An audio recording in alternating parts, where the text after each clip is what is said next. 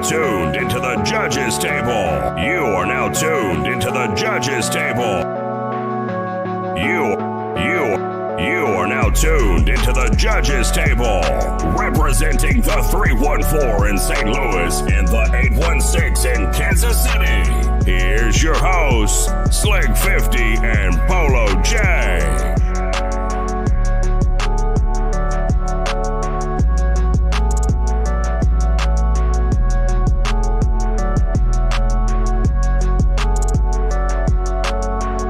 Yo, what's good? What's good, everybody? Right, perfect time. Just ducking out. What's good, everybody? This your boy Slick 50, man. Oh shit. We waiting on Mr. Oh shit. Yes, sir. Nah, man, we waiting on this fight to come on through. Kind of ecstatic to see my man come back, Mr. Teofimo Lopez. You know what I'm saying? But we gonna see though. He talking big shit right now. You feel me? What he talking? Let's see.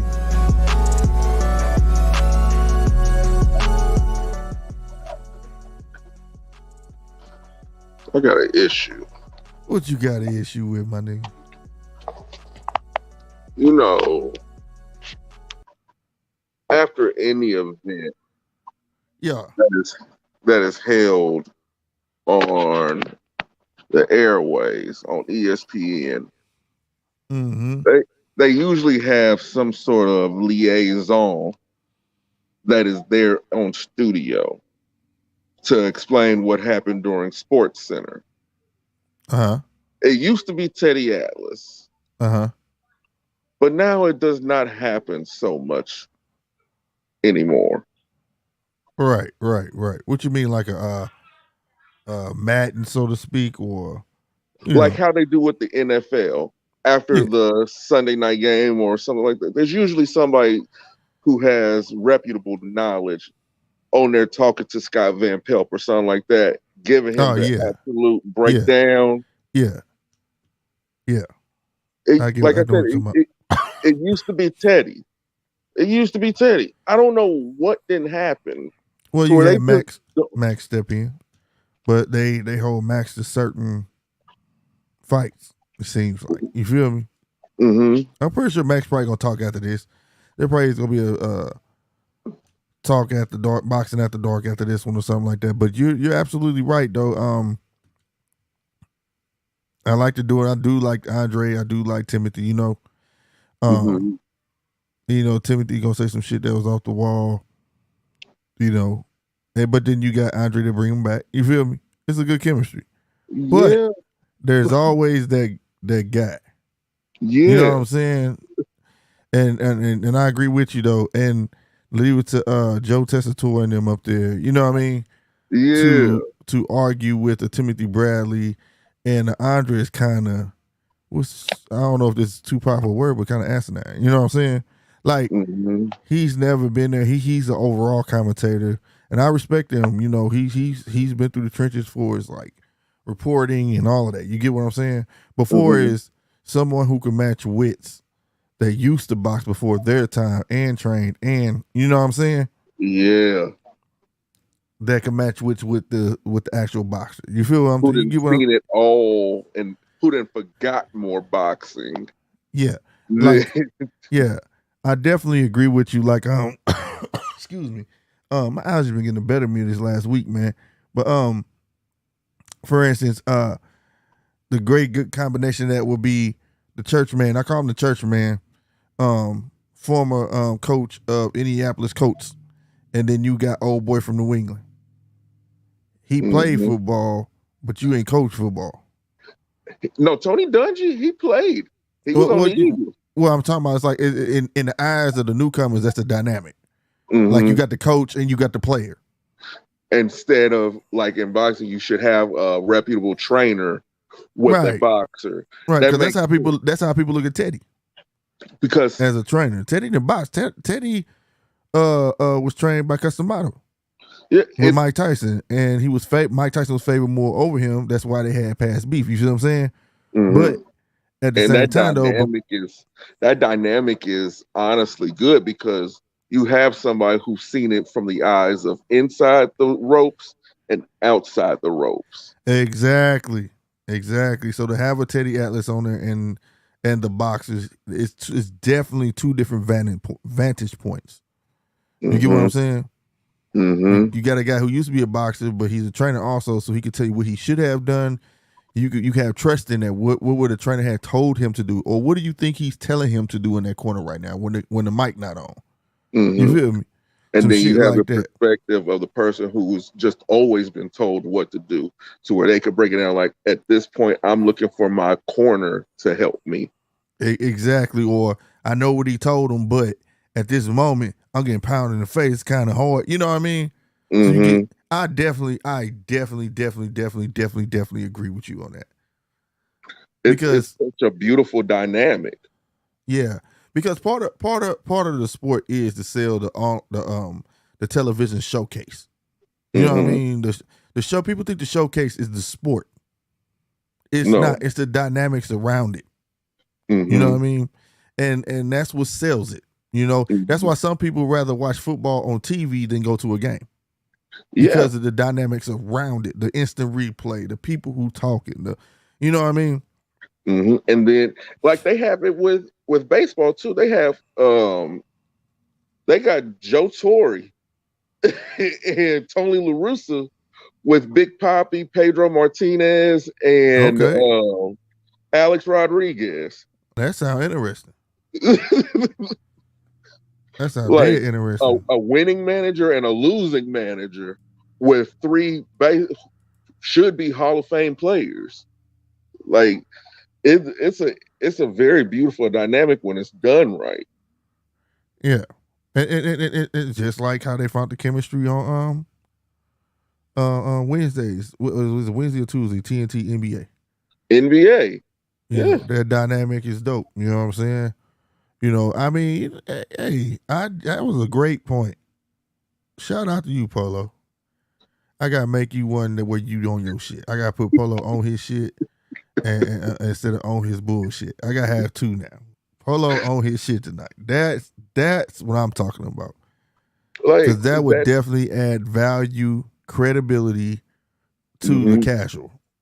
Yeah, they would have all bases covered at that point. And, like, God forbid, let's take it a step further. A former promoter. Mm-hmm.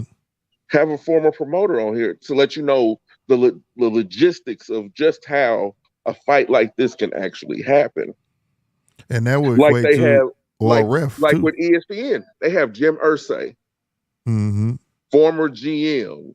You know what I'm saying? And he breaks down how the trades happen, what it took to get it to go down, and all the legal documentation that's involved with it. He lets it know. And it's all alleged too. Like, maybe this will went down, but it's so close to the point where it gives you the gist of what you have to give.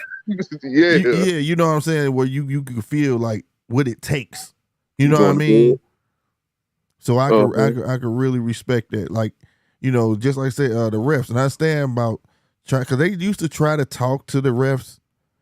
Like, say if it was a early stoppage, and you know it's like three refs there and stuff like that, and they used to talk to the ref for Monday night. No, I'm talking about in boxing. If it was an early stoppage or something, they'll go to one of the refs on the side that had credibility and be like, whoa, whoa, whoa. And after a while, refs start being like, well, you know, they start getting real long-winded answers. So they start doing it. And reason is because you don't want to step on that. In boxing, it's a little different than a ref in baseball and everywhere else. You get what I'm saying? Whereas you don't want to step, well, probably not baseball, because the refs ain't going to step on the umpire's toes. Okay? Shit. Huh? Watch the MLB Network. No, I'm talking about out on the field. If you talk to an ump and then go talk to the ref, a ref is not finna talk. So it's kind of like that with refs and refs in boxing. You ask the refs outside the ring, Harvey Dot made a hard decision, and you go ask Joe, and he be like, well, he gonna give you a bunch of bullshit. You know what I'm saying? It's a little bit different. You have to catch a retired ref that don't give a fuck. Hell, you know what I'm saying? But that would be dope, though. That would the perfect voice for that is if he's still alive. I don't even know if this man's still alive. Please forgive me, but Judge Mills Lane. I want to know. I want a shirt of his though. I want a shirt with all my favorites. I was just thinking of that, and I think I need to keep that under wraps. I think we need to share about that. But yeah, man. I agree. I think Mills ain't passed though. I'm not sure. Lord forbid. I hope he ain't. But I don't I even. But it's plenty. There's plenty of refs that are credible, that are still Matter alive. of fact, if you don't want it to feel like any judgment or anything, bring a reputable ref from overseas. Yeah, whatever. Yeah, that's what I'm saying. Like, I think that's dope. And then have credible shit. Like instead of just what I think the judges did was this. They go get a retired judge and ask him what did he think the judges looked at. Because at that point, you're gonna have it from the in-ring perspective, the outside the ring perspective, and at the table's perspective. That's beautiful. That covers all angles and all bases. We finna try to get a judge on here, bro. Oh, for real, because that's serious to me. Out of all the stuff we talked about, I would really like to, when there's those fights, you know what I mean, where you be like, what the fuck was he looking at? You know what I mean? Mm-hmm. I would rather hear out of the judge mouth say, hey, you know what it is, or hell, one judge could have been looking at this and another judge could have been looking at this. You know what I mean? Is it really a differentiation? And I hate to sound sexist, but is there really a difference in a female judge and a male judge at what they look at? Or is there, you know what I'm saying? Because in boxing, it's not a straight, there is a criteria, but as long as we know the criteria that they pose a judge by, bro, what do we hear? Some judges look at who's pressing the action. Some judges look at who's hitting the hardest. Some judges, right? You get what I'm saying? Yeah. We never hear they're going by the criteria that they're taught. So yeah, we definitely we gonna have to work on that, and we can get a judge on it. Whether it's an amateur judge, we gonna get somebody. I want a female, and I want Polo. We gotta work on that. We want to get a female judge and a male judge. They ain't gotta be the same time. You feel me? But we working on that. I kind of honestly want to go on a journey to see what it actually takes to be a judge too. Yeah. That's what I'm saying. Like yeah. I almost want to vlog it. Like see who that too. That's what I'm saying. Get somebody on and ask them all them. You feel me? Because that's the blank spots. Yeah, those are the blank spots. That's the shadow that people talk about, but we don't necessarily know about. Now we know somebody who do, but we still taking it out the mouths of people who talk to judges. You feel what I'm saying? We still ain't getting it out of the judge's mouth, so to speak. You feel me? Yeah. So and I'm gonna toot this dude horn, bro. Shout out to Teofimo, bro, for what he said. Now we talk shit about people handing out tickets and they stuff. You know what we talk about on the phone and all that. This man said, man, he spent $50,000 on tickets. He said, and he said, why'd you do that? He said, I got people I'm trying to get to come here. Shoot, I'm gonna pay for them and I'm gonna give them the tickets. Now whether he lying about it, how much they cost or not, you get what I'm saying? Mm-hmm. But it's the point that he acknowledged that he know he wasn't finna sell this motherfucker out, and then he was like, it's a business. It take money to make money. So it's like he said, you selling an illusion. You know what I'm saying? Mm-hmm. And I give him that, but the only part I didn't agree on where he tried to bust everybody else out with the shit. But I mean, but if you put two and two together, yeah, that's what I'm saying. If he doing it, we could have called him like, damn, everybody doing this shit. You know what I'm saying? But he had to just start throwing people on the bus though. But but I shout out to him. People trying to tell you that's pussy. Oh, you ain't this. And he was like, man, ain't nobody doing that shit, man. These motherfuckers handing out tickets. I purchase tickets. You know what I'm saying? I'm trying to get stars here. Because if that is true, though, to a casual, if they see a Jay-Z at your fight, Jay-Z just stamped that fighter. Jay-Z probably ain't never talked to that motherfucker. For real, think about it. Mm-hmm. Berlanga. Come on, man. Fat Joe walks out with Berlanga, now he's just top shit. Uh-huh. Right? He just stamped. Right? But that's to the casual, though. You get what I'm saying? All the casual Puerto Rican fans going to be behind Berlanga. Yeah. You got the biggest Puerto Rican boxing there ever was, besides Big Pun. Just stamp this man. Who would you walk out with or plead to the walkout with to build your credibility? Say, for instance, this is a 23-year-old Slick. 23? Yeah. Oh, my nigga. I'm coming out. In that year? It could be the hottest rapper of that year. Nah, fuck hottest. I'm coming out to MC8. That's my nigga, dog. I'm coming out to MC8.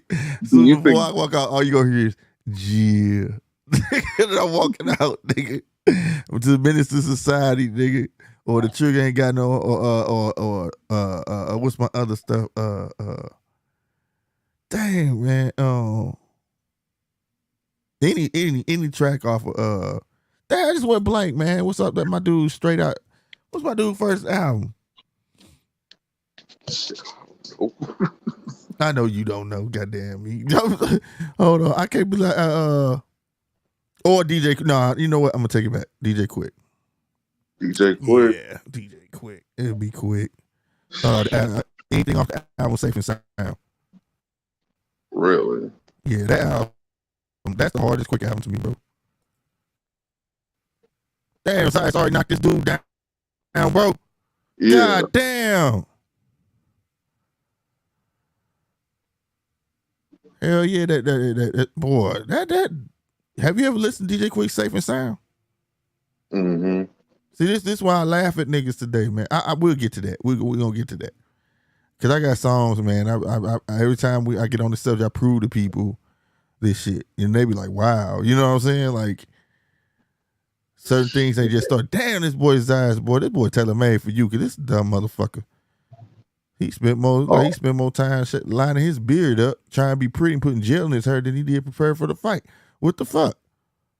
You bigger than this dude. Forgive the interruption. At the least, throw an overhand. Zaya just, my God. He next up, though. I ain't going to stunt as long as he can stay active, stay healthy and shit like that. But he didn't cut his ponytail off and shit. That let me know he trying to get up out the kid image. You know what I mean? Uh-huh. 11 years ago. 2000. What would I? Whoa. Man, 2012. Well, I had some shit. It's a lot of artists I would have walked out with back then, though. I'm being real, bro. Nigga, 23, Lil Jon came out amped in the motherfucker. Came out to throw it up. Oh my God. That shit would have been crazy, bro. Bruh. You know what? I ain't even gonna be Books. In 2012, the song I probably would have walked out to was Trinidad James. All gold, everything. Hey, I ain't gonna stunt. That nigga hit hard with that track, bro. That shit came out of nowhere. You talking about marketing genius? Marketing genius. Then they tried to Joan on the nigga. Had rappers mad. If anything, this all these niggas daddy, nigga. Now and I you see know why what? he call himself that shit. He call himself daddy, nigga. Cause he dropped one single on the internet and everybody went nuts over that shit. And what niggas be trying to do now? Find that one song and get signed. Or you know what? I've been looking. I would have been one of them undercover geeks looking for the streets to protect me. So I honestly might have walked out to Chief Keef I don't like. Oh yeah, hey, Chief Keef went hard, bro. Chief Keef went hard. Bro. First I ain't like his ass, but man, the more I heard that shit was hard, bro. He was just like the new. It was like the new, because really that shit didn't have a name for real. It didn't. That drill term and all of that shit, that wasn't necessarily the name of it back then. Bruh. Nobody had it was like a Lil Jon meets 3 6 Mafia on a hard tip. You know what I'm saying? Mm-hmm. You know, oh my, your little ass. I knew you was gonna do it. Okay, that. All right. All right. Oh shit! No. Close my door. I wouldn't have been 23 in 2000. Oh shit! No. I gotta go back. 2000, what? 2010. Zaya missing a lot. Let's see if we can get any deep dude and make this a fight. I have yet to see Zaya have a guy. I seen this boy. Now I've seen Zaya's y'all in person. That boy can hit. Where I was sitting and you heard pop, pop, pop, pop. That boy can hit. Now, but I want to see him win in the challenge, goddamn me. And this dude is bigger than Zaya. And I ain't seen him throw one overhand yet. I ain't seen him throw nothing heavy. You know what I mean? Oh, But damn boy, you take me back. There's so many options where it's kind of hard to pinpoint a person back then, bro. but here's the biggest thing out of all of it. What would your ring attire be? My ring attire, Yeah. my shit would be heavy for one. So it's gonna be a heavy haggler robe, like a heavy ass haggler robe with the big hood. Cause I don't want you to see my face. I want to see my eyes. You know, remember how niggas used to try to wear their hats all low and shit like that over their eyes and shit? That's how I want my hood. And the reason I want it weighted so I feel light when I take it off. Take it off. Yep. That's exactly what it would be. Here's the thing. You got to think about shoes of that time also. Because remember, they can make the shoe that you like into a boxing shoe. Oh, that's a fact. I'm going to have a 13. At the time that you were at 23? Hell yeah. The 13s were out at when you was 23? Shit. Hell yeah. Well, I'm going to have me some 13s, nigga. Or I'm going to have some Jordan 1s. Nah. I'm take to a whole nother level. I ain't gonna stunt. I'm gonna have them make me some motherfucking Jordan 11s with some full zoom through the bitch. I'm a cheat. It gotta have fully zoom from heel to motherfucking toe into a boxing shoe, bro. Into a boxing shoe, bro. You know how pretty that would look? That would look nice. I'm tap dancing. That's what I'm saying. I'm gonna come out. Why you got them shiny shoes on? Because I'm finna tap dance all over this motherfucker. Watch. Come see me in my pretty shoes. Walk all over this motherfucker. Bruh. We talking big shit about my shoes, nigga. Can I tell you something? Ooh, that boy starched. I come out in some fucking trainers, some Bo Jacksons. That should be hard. But those, you know what? For a trainer, that shoe was heavy though. That's a heavy shoe. But and I only know that now from having recent pairs, because back then that was just the norm. Yeah, I would do that. The motherfuckers hard, bro. There's a shop out here that got some OGs on the Raider colorway, and they signed by Bo Jackson. I like Bo. I love Bo. Yeah, but Bo lost me with that Raider shit. See, that's that money, nigga. Shit. He lost me with money. And man, the white side. Everybody went to the Raiders for the payday, bro. Because they knew Al was gonna pay. Yeah, right. Why you think old boy from last dude really got a giant payday that went there for real when I was really into football like that, like how y'all are, was my boy Warren Sapp. It was like, shit, I'm going to the Raiders. That nigga got paid, nigga.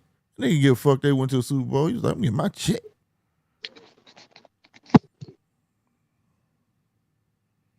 Hey, on a side note, talking about some Warren Sapp, king of the swim move.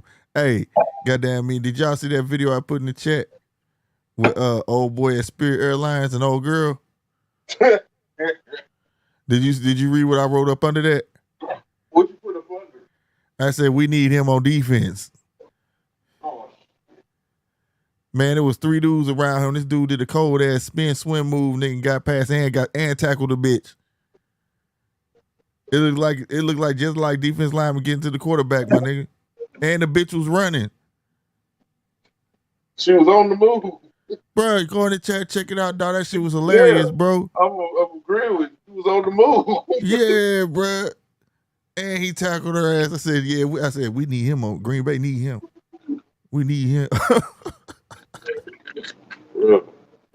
That That was sensational. I was like, damn. Tell me he ain't play football or some shit. You hear me?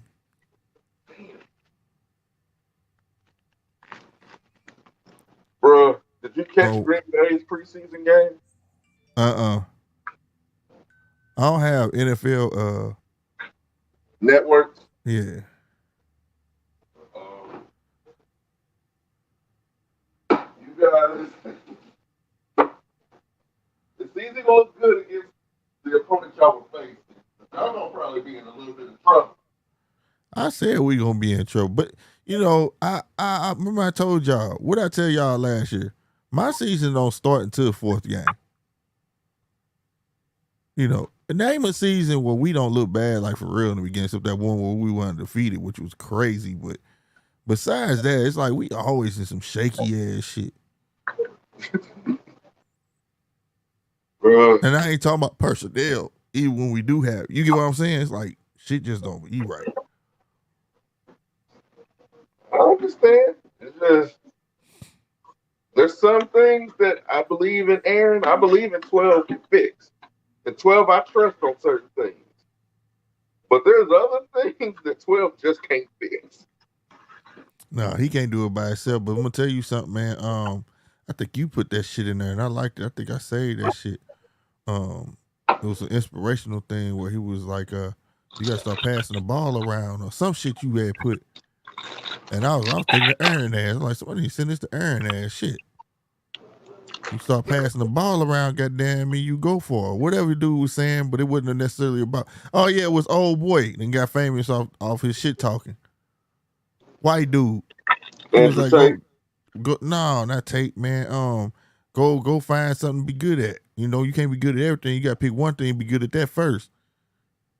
He was like, whether it's be a dishwasher, you know, he said, be the best fucking dishwasher. Then take those skills and apply it to something else. You know what I'm saying? Mm-hmm.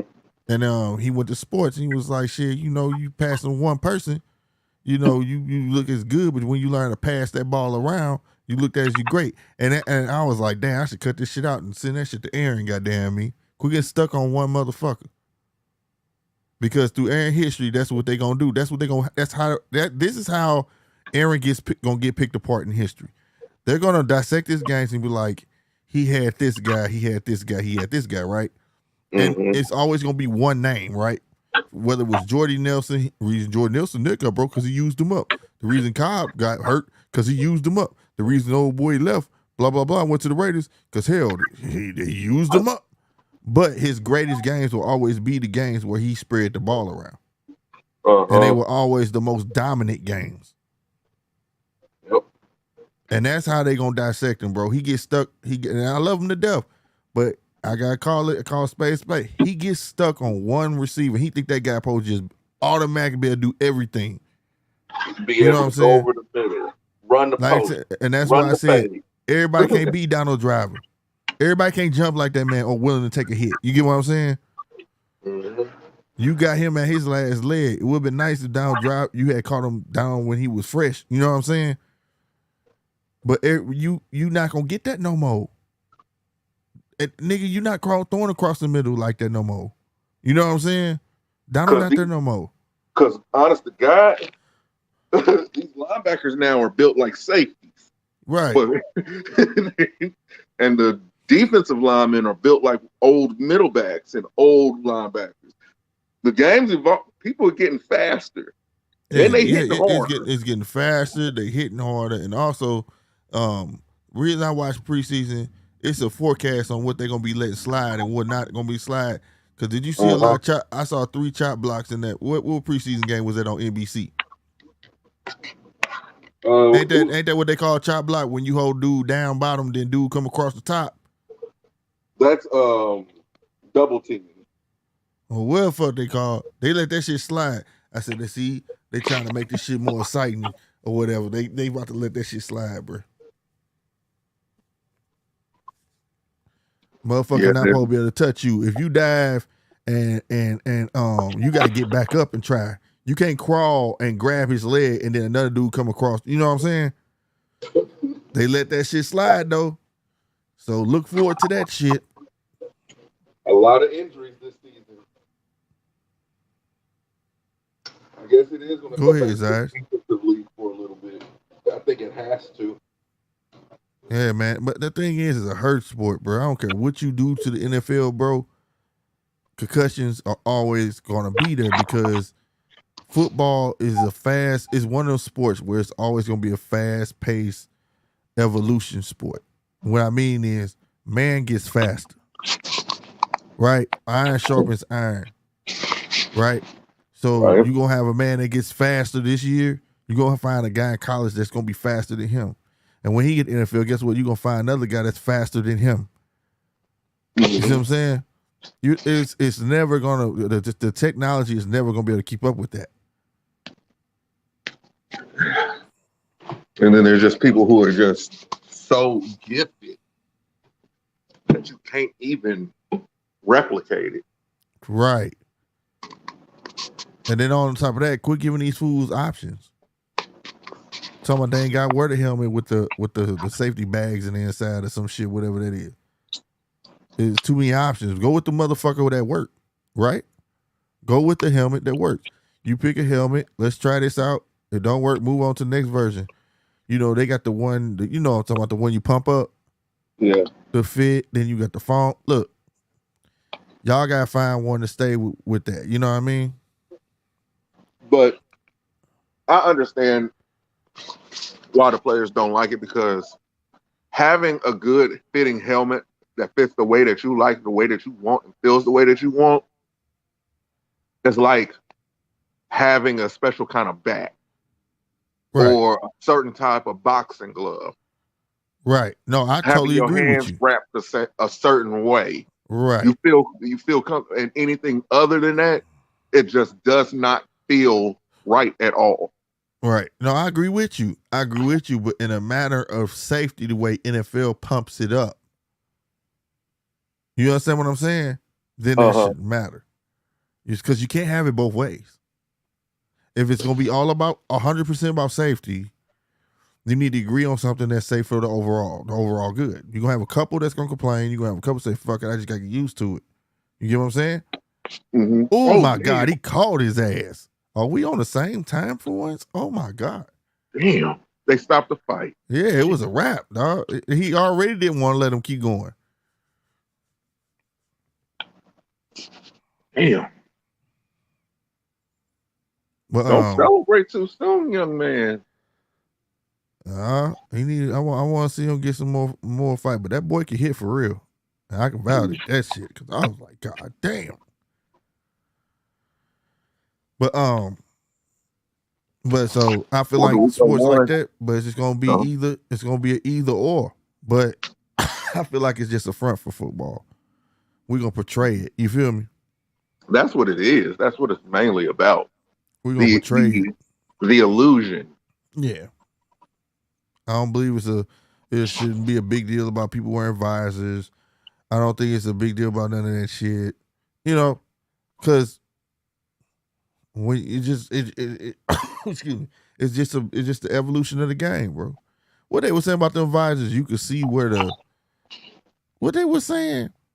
There was something about the reflection off of them or some shit. It can blind a receiver. Yeah. Yeah. No, I don't believe that. Sun gonna blind them, nigga. If that's the case, then we gotta have all dome. Every stadium should be a dome. Exactly. You know what I mean? Like, because I always feel like that was a cheat in itself. You know what I'm saying? Already. It is. You know, I feel like it was a cheat on itself. You gotta know how to throw with the wind. If you in a dome, if you know what I mean? Like, no, if that's the case, then you can't be talking about no visors and none of that. If that man won't wear a visor, I think the real reason they wear visors ain't even for the sun, for themselves. It's really so you can't see what the fuck they peeping out. Honestly, can I tell you something about Arrowhead? Mm-hmm. Touchdown to touchdown goes north and south. Mm-hmm. So, say for instance, the game starts at what's the earliest? The 12 o'clock game, the noon game? Yeah, noon game. There's always going to be a period where you have the sun in your eyes. Oh, yeah, it's because it shifts. Right. Yeah. Always. Yeah, that's what sucks about my house. Like, In the morning, the daytime in my office, the sun is on the back side of my house. I mean, on the front side of my house. But then around fucking 3 o'clock, oh my God, the sun is on the side of my office on. And even though I got AC, I still could feel the heat coming off the wall because my desk is on the wall. You get what I'm saying? Mm-hmm. Yeah, it's going to shift. And that's all part of strategy, bro. Man, baseball design their stadiums, man, that have slipstreams, bro. Like, come on, bro.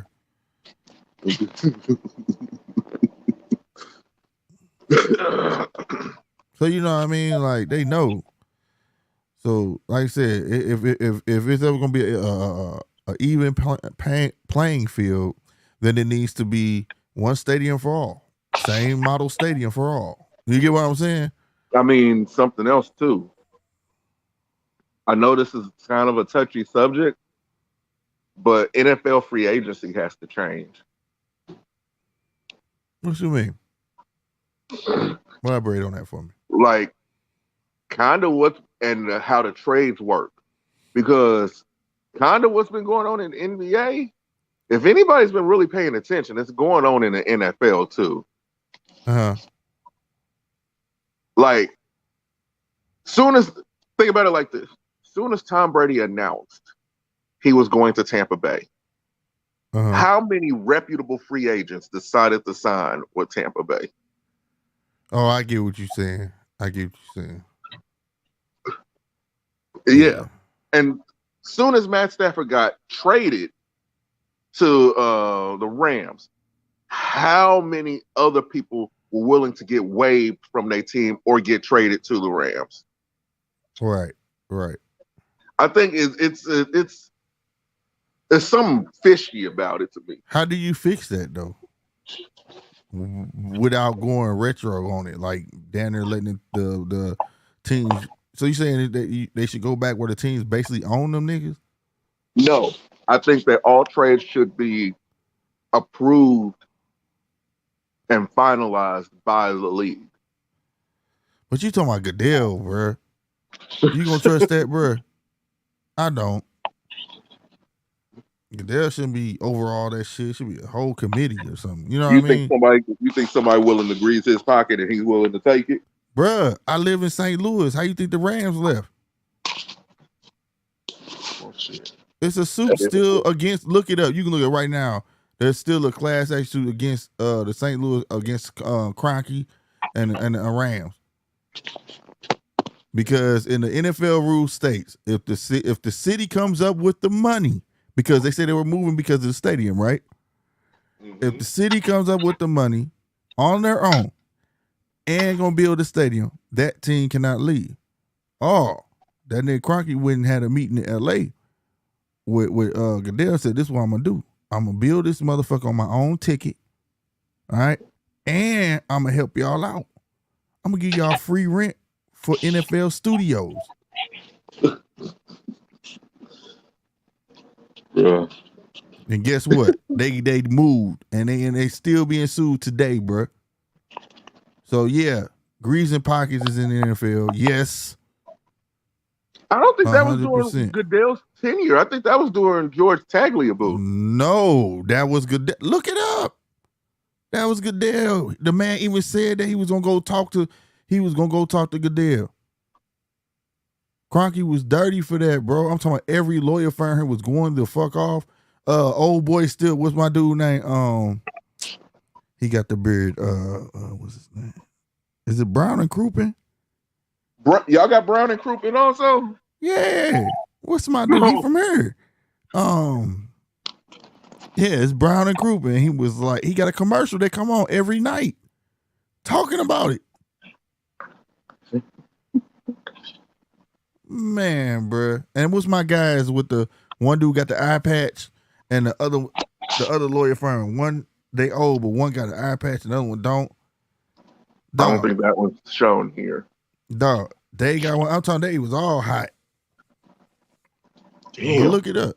Well, and Kroenke said, well, I have to talk to Goodell first and la. So what they end up doing with the money, that's how we got that damn stadium. And that stadium they end up giving to a soccer team. But that was for them.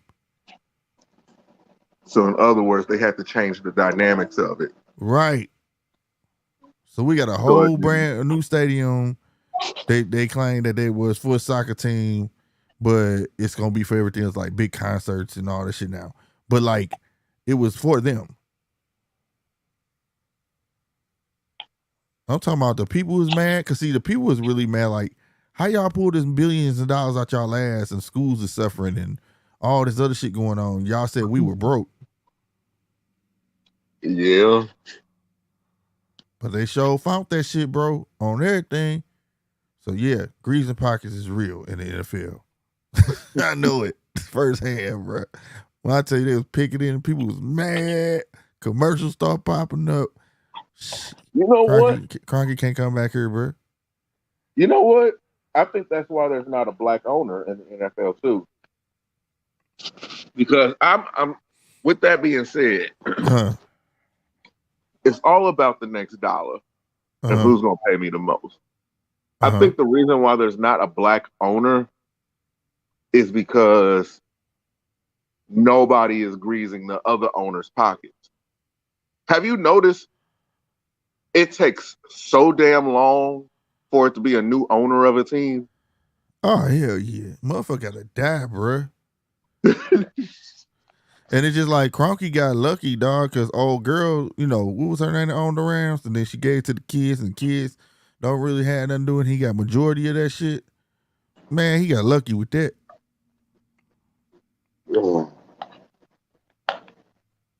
Man, these motherfuckers tripping wherever the hell they at in Vegas, and they hanging off that damn building like that with a ride. Man, you crazy.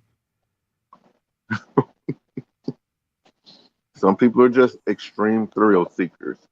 Now that boy's short. That boy's short. Now see, that's how I come out. Except I have a hood on that bitch. It looks like he's about to give a benediction. It look heavy. He looked like a pastor. Hell yeah. Damn right. And Lord said, I come in and whoop Di's ass. I'll do that shit. They love me, boy. I'll be clowning, bro. I'll be clowning, bro. Real talk. How would you react to your first loss? Who, me? Yeah. Running back.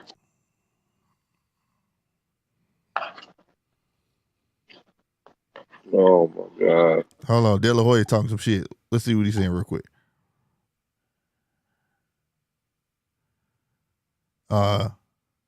Right, ask him. He ain't talking about shit. Oscar.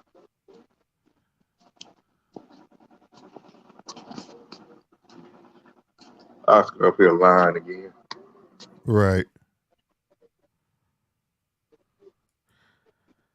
He talking about a tank fight should be easy to make and a Teofimo Lopez fight should be easy to make. Yeah, right. You hoping. You just trying, you at that fight trying to save face, my dude. You just a fan. For real. How would you react if it's a questionable decision? Oh, I'm definitely gonna be like, run that shit back, bro. You running that back. And you be a bitch about it. You want to? I'm like, you gonna see me. I'm gonna talk about you till I get back to your ass. You have just became my motivation. Every ass whooping I'm giving, I'm like, blame him. Blame him. Sorry, dog. I could have came here and just beat you easy, but I'm about to knock the fuck out your ass, nigga. Because you know 75% of boxing is marketing. So now I gotta beat the fuck out of you. So blame him. Oh, shit. I'm dead serious, bro. That's how I'm gonna beat the fuck out of whoever from, because I want my get back. Damn, we got our ass beat. What happened? The Dodgers beat us 13-3. Damn.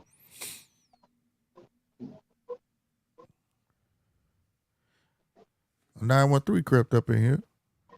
Oh shit. I ain't seen him. What's happening, boy? What is he constantly throw his subliminal pictures. We see you. Oh shit. right. Oh my God. Chappelle up in here. But yeah, man.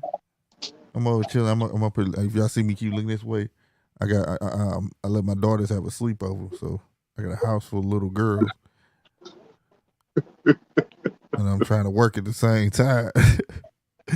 They think they slick, boy. I'm never doing that again. Nah, I think this is gonna be my first and last. You gotta never, go to their house. I'm never doing that again. Because I'm hearing shit that you're not supposed to hear from kids. And they talking they shit. I done seen 5 dead bodies. What? What? Wait. Right. They just say random shit. Yo, daddy got guns. My daddy got guns. It's like, what the fuck, bro? Ain't y'all supposed to be talking about some other shit? You know my daddy robbed people. Be like, God damn. What? The fuck? Right. Why are you here? I don't want you. Or you come in the butt end of the conversation. Like today. Yeah, he just got killed. He was over there and then he shot him. I said, what the fuck y'all talking about? Who got killed? Who got shot? Daddy, we talking about Roblox. Oh. Okay. Like, you know what I'm saying? But it was so passionate the way they was saying it though. You know what I'm saying? Like to where you got into it. Like, oh, really? Right. I was like, for real? Do we need to go grab the strap? Like, is he okay? Fucking Roblox getting down like that. Then they got to showing me like, yeah, Roblox just not a game. They're like, it's a whole bunch of different games in Roblox. I'm like, oh, different servers. Now you done told on yourself, so now I definitely gotta watch what y'all on this motherfucker. Hell, I'm pretty sure every kid knows where the ghetto is. Hold on, I'm right here by my ladies. Let me London. Is there a hood in Roblox? Huh? Do they be shooting? They do. It's a hell on there too. It's a hell on there. Yup. I feel you 913. I am too, bro. Work is never done though. I don't think it's ever gonna be done, bro. That's why I'm on this motherfucker. I gotta be able to talk to somebody. If I don't, goddamn me, shit, the world gonna hurt. I gotta be able to have somebody to talk to, bro. Cause the way my mind is just wired, oh, bro. You know, just take that conversation that Kevin Hart said. He said the way my bank account is set up. You know what I'm saying? Take that and put it to my brain. The way my brain is wired. You know what I'm saying? It just don't from the left to the right.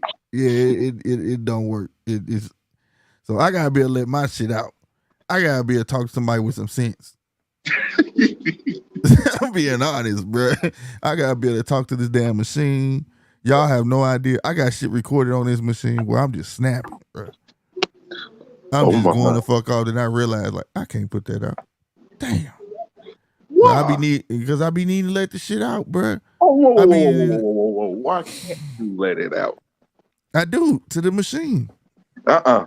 See, that's what me and you are wired different. I'll put that shit out. Cause see, I got a common goal. I had a common goal. Like, okay, shout out to Bullet RC. He had a video, and it actually kind of put me in perspective and stuff. And also shout out to Polo and King Casual and stuff like that. You know, they helped me put my. Now I think I'm just trying to do too much at one time. You know what I'm saying? And to kind of get everything back in perspective, or whatever. But like, I am trying to be I am a professional podcaster. That's the goal, bro. Right? So like, this has been a great experience for the boxing side, and I want to bring that back up to what it was the first year. So and how I know it can be, because I know it'd be different if I didn't know how it could be. You see what I'm saying? The opportunities we had and talking to the people we talked to and all of that. So I know what it can be. You feel me? So I wanted to get back to that. Slick 50 TV podcast. Cool. Talk your shit, this and the third. You know what I'm saying? They're introducing Box Talk. Definitely gonna be on Anchor, Spotify, and YouTube. No problem. But it's all gonna be mapped out. I'm not gonna just be do every fucking day on this. I'm just not gonna do it. You know what I'm saying? But the shit I be saying, nah, bro. You know what I'm saying? It's like there's a thing called protect your image, and my image don't need protected because I'm gonna be me. I can't admit I can stop cursing whenever the fuck I want. I've been practicing that for a while now, dealing with this dude right here, Polo. You know what I'm saying? But at the same time, some shit I say is just meant to. What they say, some shit is just meant to be said at home. Yeah. Because I say some shit, bruh, and like I say, and I have to say it to people who know me. Because if to know me, you know what I'm saying, you would know like, oh, he mean that. You know what I'm saying? Because I say some shit, bro. I mean, and not to tell when I say something, I mean it. It's just like Polo says. It's not what you say, it's how you say it. You know, so yeah. Because people get offended really easily. Real easy. And those are some the real time. Like I want to have some real down to earth topics on Box Talk. And don't get twisted. It's not necessarily about sports. It's not. It's about being outside the box. You know what I'm saying? And having an open mind. And I want to have those type of conversations on there. And Slick 50 TV. You get what I'm saying? Or GMT. You know what I'm saying? But I want to go more in depth on Box Talk. Like, why is that? Why is it? You know what I'm saying? Or whatever. Instead of just, well, GMT, we have podcasts, we talking shit or whatever. You want the nuance. Right. So you definitely going to hear Polo on there because he's the man of many words and I'm the man of, you know, not a whole lot of words. You ever see that Ken and Pearl? I'm going to describe me and Polo to y'all. You ever see that Ken and Pearl episode where he was acting like Obama and Ken was behind him? Yeah. And he was acting like the gangster. Yeah. And he was like, what he really saying, y'all keep fucking, we gonna fuck y'all up, right? Mm-hmm. Well, imagine it in reverse. Okay. I'm gonna say the fuck I want to say, and Polo gonna put it in the terms that's more politically correct for you motherfuckers. And that is all depend on the mood of the conversation. Right. Straight up. Straight, because y'all know, and I ain't even done with this thing yet because Polo can get on his bullshit 100%. So, like, you saw the thing is, I can get worse. I know. That's why I made that motherfucker. I could get. And I got sound effects on working on this. To go right along with this right here. Polo on his bullshit. That shit. The faces go right with it too. That turtle. See that black turtleneck? When y'all hear me say, oh, black turtleneck, Polo, here we go. That's what I'm talking about. That picture right there. That's that face he look when he make. You see what I'm saying? When he feel like you saying some dumb shit. Then he finna let you have it, bro. Yeah. That's true. I cannot deny that. I can do it with a straight face too. Right. So I think I've mastered the art of communication. You know what that makes me? That makes me a Mac, nigga. This dude tripping, man. What do you say? I don't know. I'm gonna sell work or pimp fat chicks. I miss. Hey, if it's paying, fuck it, be the best at it you can be. Yeah, that's what I was told. Man, I think that was our problem. You can be anything you want to be and be the best at it. That was the wrong thing to tell me as a kid.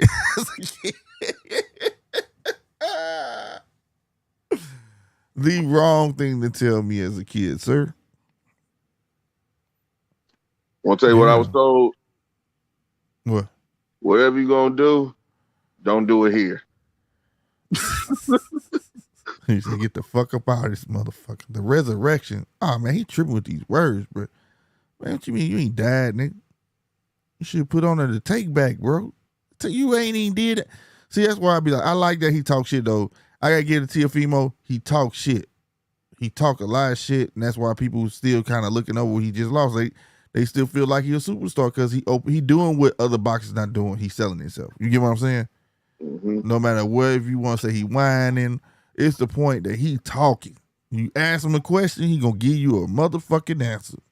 You know what I'm saying? Mm-hmm. You know, shit. You don't like Me. him? Huh? Oh, I should say she don't like him. Oh, Teofimo. Yeah. That's the thing. That's the goal to achieve. You want 75% motherfuckers who don't like you, right? And 25% who do. You know what? That's why I probably couldn't be a boxer, because I don't think anybody would like me. Yeah, and that works too. You can't have everybody like you. Because the people who like you, they're not necessarily gonna buy your shit. Because the world topsy turvy now. It's gonna be the people who hate you that will actually spend the money on you, bro. Because they want to see you get fucked up. It's more people who spend money on people to see them get fucked up than to see a motherfucker they like to actually see them win. Because I would, bro. When I tell you, I do all kinds of ignorant shit. Like, say for instance, I'm fighting somebody that's Irish, right? I'll come out like Braveheart. Man, dog, that's already a thing where black people coming out like no. I take it to a next level. I take it to the next level. Like, you know how they do the boxing 24s and stuff like that? The first episode, I go try some corned beef and cabbage. I'll take a bite, even though I know I like corned beef and cabbage. I love corned beef and cabbage. But I'll take a bite of it, spit it back in the plate, toss it on the ground. I'll be so damn animated. I'll be like, what the fuck is this bullshit? What is this? Oh, God. Yeah, you on some fucking, what's my nigga name? That beat Sugar Ray. What's his name, man? Mexican dude. No Mas. Goddamn. Roberto Duran. Yeah, he was on that type of time. That motherfucker was reckless, bro. Bruh, I would do all Mexicans. I would literally go to Tijuana or the film crew and security. Got to make sure you have that in Tijuana. Word to advice, people who go into Tijuana, always be on your P's and toes. Shit, P's and Q's, toes, 2 and 10, every motherfucker thing. And I will walk around on it. Like I would literally have the crew follow me and off camera pay the prostitutes or whatever, $50. That's a lot of money down there. That's a lot of pesos. And ask them, have they been with that Mexican fighter? And have all of them say yeah. And have one say that I even gave him the clap. Hell no. And then whatever he fucked up. Have his old lady all on. What are they talking about? Bruh. This motherfucker playing mental games. Let me fight a Frenchman. I'm going to do him dirty. Want to tell you how? Are you going to bring some French fries? Nope. I'm going to travel to France. And I'm going to go to their World War II cemetery. And I'm going to say, damn, it looks like y'all country got more in the ground than ours do from the same war. Well, your ass, boy, I'm telling you, you better know how to fight real fucking good. You pulling low blows, goddamn me. Boy, Tony Weeks. Hey, Tony Weeks, boy, he getting that age up there. You can see his face. But my dude, high top fade, ain't faded at all. It's just. It ain't left. It ain't gone nowhere, bruh. Them good ass jeans, he went bald. That motherfucker ain't thin. Look at that motherfucker. You can still see the part in that bitch. Oh, you got that cut today. Ooh, Teofimo. Okay, T.O. Let's go. Oh. Let's make this statement. Yo. I would love to fight a Chinese dude. Hell no. Oh my God. You want to see how disrespectful I could get? Oh, I can't. I know a whole, but shit. It's hard. It's hard to be real disrespectful with a Chinese person without being racist, though, or accidentally being racist. Let me say that because I don't aim to be racist. I'm black. I can't be racist. Bullshit. But in the sport of nice boxing, left hook. In the sport of boxing, is it going to get him to fight me, or is he going to prove what I'm saying? T.O., what was that? That dude did a Superman left hook and jump like right. I heard the Mario sound when he did. It was like boing. Teofimo get knocked out. That's what I need to see, man. I want to know if y'all can hear this shit. I think I got this shit wired right. I don't know. Can you hear this? God damn! Oh, bruh. I know. Did you hear that? Uh-huh. Oh, you did? Yeah. Yo, you know what? Cool. Would get me a fight and hate it at the same damn time? What's that? Like, I shoot, like, that's what I would want to do. Shoot little vignettes about shit. That's what the whole French thing is, shit like that. Say, for instance, I'm fighting a black fighter from Texas, Louisiana, Mississippi, Alabama, Virginia, shit like that. What if I'm just walking in the field at night and I stumble across a cross burning and I say, you know what? These motherfuckers had the right idea about you niggas. That's why I'm gonna beat your ass. Wow. Only Polo. Polo better know how to fight like a motherfucker. You better have the spirit of Mike Tyson and Ali and one nigga. Bruh. Do you know how many people gonna be lining up to fight me? Ooh, he did that. What is that with this Superman left hook? He's trying to gain momentum to see. He did it again and caught one in return. I think it's the fact that he doesn't trust his power up there. So he's trying to put a little extra on it. He wants to look extremely good. He doesn't want anything but a knockout in this fight. So people can't say that there's a real difference between T.O. at 135 and a T.O. at 140. Well, he needed. I want him to have. I ain't gonna say he need a statement, but I would like to him make one. Make a case for it. But this ain't the guy to make a statement on. I mean, shit. Ooh. No, Campa ain't too bad. But I get what you're saying, though. If he wants a statement, he needs to beat Ramirez. Yeah, Ramirez is just on his honeymoon. He ain't worried about none of these motherfuckers right now. No, I don't think he. Yeah. Ain't he on his honeymoon? No. The marriage is in September. Oh, okay. Well, he ain't trying to fuck with nobody right now. I mean, ain't too many people. T.O. can mess around and clean up at 140. Ain't no real fighters up there. No, that's why I said, remember, he going up there to make his mark first. You know, you still got Taylor, Marez, you know, people like Serge Pedraza, stuff like that, right? But then you got the up and comers that's going to be moving. You get what I mean? So, like, I think he just wanted to make his mark first. You feel me? Get up there and make his mark first. Try to grab one of them 2 titles that's available. You feel me? T.O. beat the shot to the boy. This boy just caught a 3-piece that was so cold. Campa trying to return it. Ooh, nice right and left uppercut. Yeah, okay, T.O. I like this. You see what I'm saying? He's trying to get a knockout. Yeah. But I like this, though. Is T.O. staying in the pocket and everything? You hear me? Either that or he feels extremely comfortable at 140. I think he do. Like I say, I'm anytime a guy come under, you gotta be comfortable. You get what I'm saying? Ooh, T.O. caught one. T.O. caught a a left. Looked like he felt that motherfucking.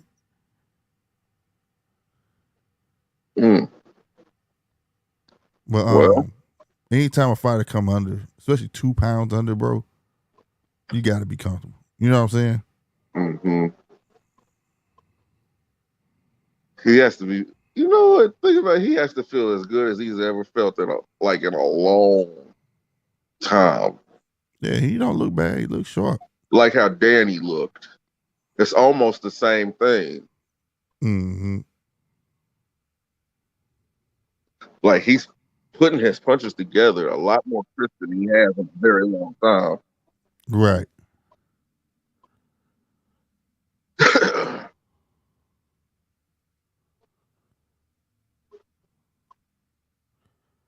Look at this dude. All right. He let him fire on him though. He getting fired on. I ain't gonna stunt. Campa okay.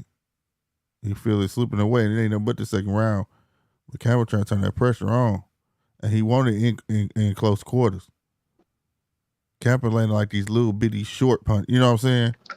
Punches to T.O. face that you can't really see. But shout out to Duke Reagan. You know what I'm saying? He faced a little bit of adversity, caught one, and whooped dude ass.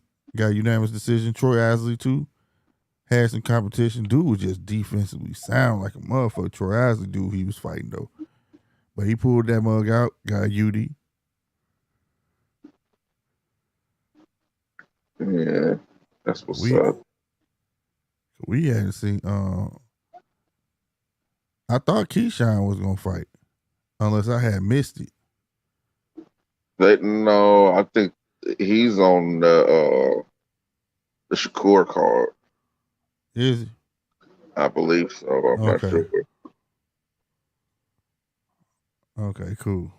I was like, glad you said that. Made me feel a whole lot better, goddamn me. Damn. Oh, no. Oh, no. He's having fun with them. There you got pool counter. He's moving so good. Huh. All right. See, a couple punches you should have let go when he was up close, though. It was that right hand was right there. There you go. Let it go again. There you go. It's right there. What's going on? Say what? Say what was happening.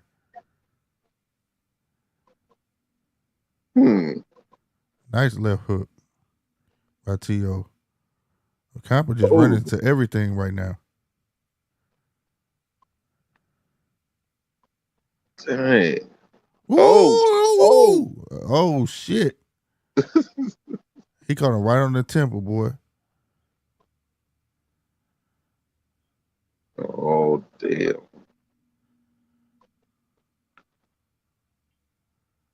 He looks so damn comfortable. He do.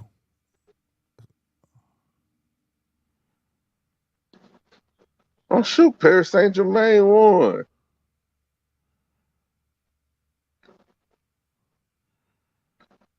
All right, you better quit smiling like that on them ropes, boy. That ain't never been your strong suit. And that forearm, he's throwing that forearm and shit.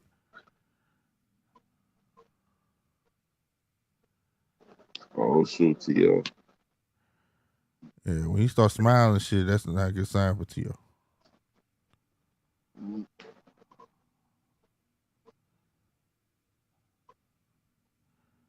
It's like, damn, you doing good, but now you catching. Campa landing that wheel. You need to stop being stationary. He tried to take his head off with that right.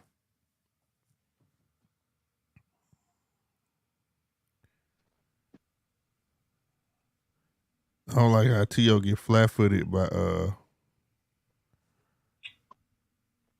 how he get flat-footed by the ropes. Ooh, nice, another nice clean right. Straight left down the pipe.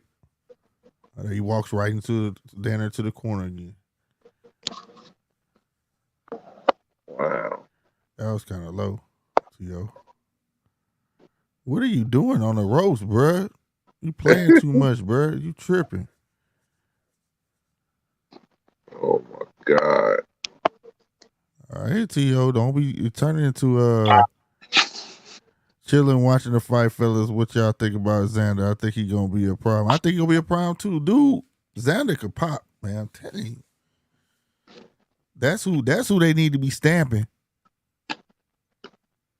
That's just my opinion. Fat Joe should be walking out with Xander.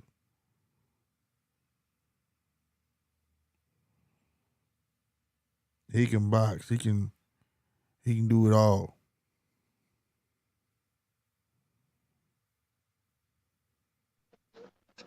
Xander doesn't reflect the streets. Shit. Oh, shit reflect the streets more than getting your ass whooped. Shit. You know how this game goes, Slick. You wanna collect free ass whoopings? Go to the hood. You can go catch your fade any time of the day. It's about looking street. My dude get up under his chin with that shoulder, little old school move. Lifted his shoulder up.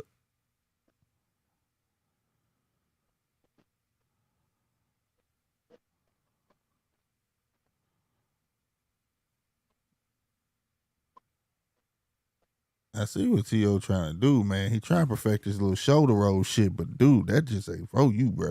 And then you, goddamn me, this back up. You want to try to pull count all the time, but when you get flat footed, man, when you supposed be doing it, you ain't doing it. You supposed to be doing that going backwards. Period. You supposed to be playing that shit out, setting trap for him to come in. You don't just walk backwards.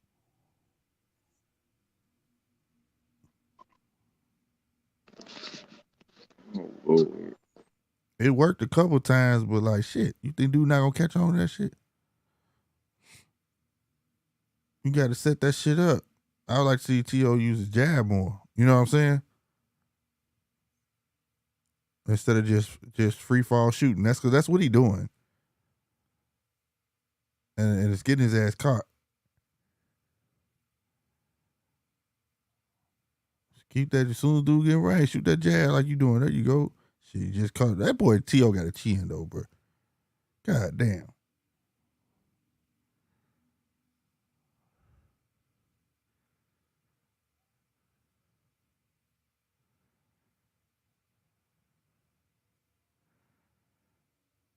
Boy, if I was Camper, I'd be turning Lopez gut up. You hear me?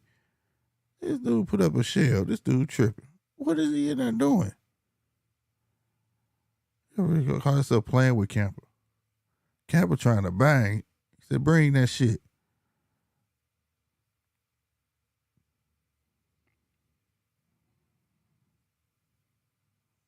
Nice body shot by Lopez.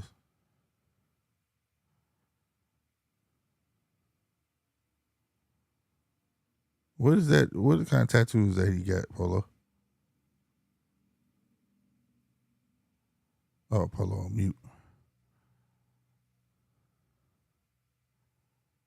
Yeah, that boy can bang. You right, say what? I saw him fight in person, bro. On that Shakur Stevenson and Jamel Herring fight. I'm telling you, he hit hard, bro. And there you go, T.O. Bell about to ring.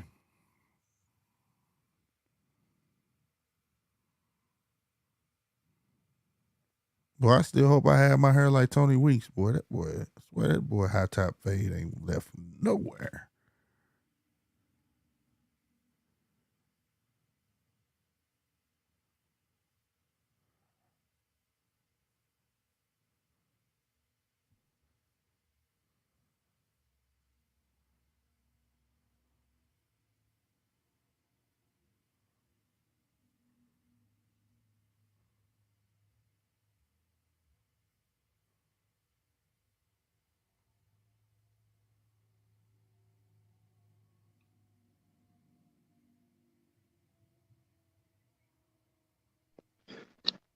Oh shit.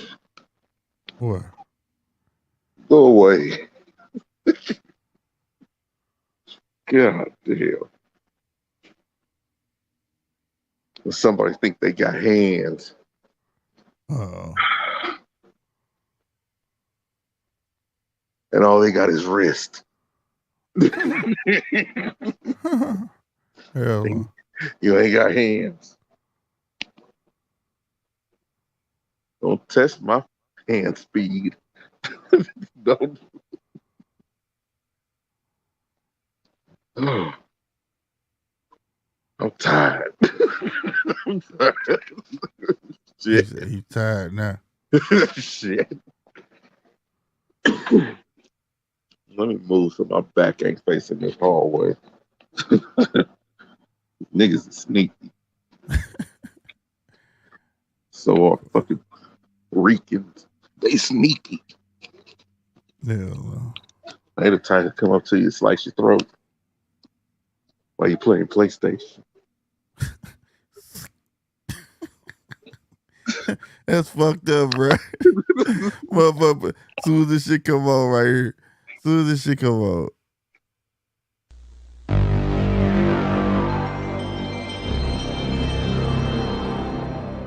And Really then, cut your cord. and then Really you cut just, your cord. and then all you hear at the end of the shit. I'll be mad as hell. Like, damn, you didn't at least let me get into my memory card. Right. Or Let me get past the intro. Hell it's on no. ESPN. I'm like, damn, man. It's in round 5. T.O. looking short, man. I ain't gonna stunt. Dude is opposing somewhat of a challenge, you know what I'm saying? But, which I'm thankful for, because, you know, dude tough as shit too. Who? Huh? Bruh, all this dude is Shit. Shit, he got a chin though, Brady, and took some shit now. He ain't gonna win. Oh, of course he ain't gonna win, bro. I'm looking at he ain't gonna win, but I mean, he opposing the problem. He catching T.O. T.O. ain't walking through him. That's a fact. T.O. gonna learn from this shit though. T.O. gotta learn to utilize that jab more, bro. He just walking backwards and he trying to catch and shoot, but it ain't happening. He keep walking into corners. Oh, shit. Yo, did you check out B.O.B.'s new song and music video? No, but that's my dude though. I respect that dude. It was just a dream, just a moment ago. I was up so high. Don't let me fall. That's my shit, bro. He talking I about was shooting for he stars. talking about shit. He talking about everything. Oh shit, he got albums where he be saying some shit about the world flat and all that shit. What's that one album with the elephant on the front and all that type of shit? That shit was hard though, but yeah, he not afraid to say what he need to say. The song is How to Make a Clone. Mm. Yeah. Yeah, he be on this shit, bro. Cause he really believe that shit, bro. Well, he would be in a closer position to see if somebody is a clone or not. Yeah. I mean, shit. Here's the thing, though. Who gives a fuck? Cause look, cause people, bro, like we know they've cloned what is it, a sheep, whatever her name was. So it was a baby cow, a baby sheep. This was a while ago, years ago. So what you think is next? I don't give a shit. I'm pretty sure it is. I'm pretty sure it is. You know, and the thing is, if you could replicate human organs and things like that, I have no problem with it. That's gonna potentially save people's lives, but then that's gonna bridge the gap because you have some people, because like you're not gonna just be able to cultivate some organs, and then you have to raise a whole human being. That doesn't seem a little nefarious to you? You know, whatever. So like, you know, I don't know. That seems a little nefarious to me. It doesn't sound too ethical. Oh no, I don't. I'm not saying it's right because, like I said, it's gonna be people say, "Well, even though they're a clone, they're still human." You know what I'm saying? And you're killing human beings. So, but if you could take that type of, what would you call it? Technology, I guess, or whatever, cell replication, and be able to apply it to make things heal faster or things like that, or you be able to replicate that organ in yourself once they take it out. You get what I'm saying? Or I ain't no scientist, damn it, but I'm just saying, take it to make it to do something good with. That's all I'm saying. Self regeneration is should. I mean, if that's the case, I mean, but if that, like, okay, if they're always preaching and everything else about, you know, global warming and the population is out of control, it's too many people and stuff like that. Ooh, nice left hook. He didn't capitalize on him. I mean, left Why uppercut. then Knocked his mouthpiece out. Why then would you give people mouthpiece came the out. ability to live a longer time? Well, cloning wouldn't allow you to live longer. Yes, it would. I mean, if you like that's you said, not transferring. That's not transferring. Oh, you talking about with organ replacement and stuff? Man, your body still got. I think the body is more so like it's like an engine, bro. You can't have like, I'm gonna give your ass this new ass fucking set of organs and don't think it's not gonna affect nothing else that's in there old. It's gonna start overworking the rest of the shit. You know what I'm saying? Mm-hmm. So it's still gonna be a catch-22 with it. Like, unless you're gonna be able to clone me a whole body and be able to transfer consciousness, my consciousness, to that body. But I feel like it's the only way you're gonna achieve immortality. Consciousness is not a state of being, though. That's the thing that people will be getting confused with it. Consciousness is not a state of being. What do you mean? I'm talking about like download me. That would be generally impossible unless you were hooked to some kind of mainframe. Exactly. Like that's what I'm saying. So that would be literally transferring my soul to, you understand what I'm saying? Like, that's what I'm saying. I think it's next to impossible to say immortality is real. I don't believe it. I mean, without a serious augmentation. He'll make a good fight for Dev, but he ain't beat no Tank. Because the way he walking to shots going backwards the way he doing, that ain't going to be no good nothing for no Tank. He too wide open for a Tank. He ain't shooting a jab enough. He'll make a good fight for Dev, but Dev, a guy like him, he'll do it just like Cambosis. Look how he keep his hands down. Look how he just want to jump out in spurts. And it's not talking down about Teofimo. Like I said, the only thing he missing is a decent jab. That's all he missing. But that jab be all the difference, though. They ain't got his ass. Yeah. Drop him. Nah, he ain't gonna get up. He ain't gonna get up. He ain't gonna get up. He up. Oh boy, Tio said gave it to him. He was supposed to go down in that first round though. We caught him with that temple shot. He didn't follow up on it. But how did he set that knockdown up? By keeping his stick out there, whether he was waving around or not. Keep something out there. Because the company's just gonna keep coming forward.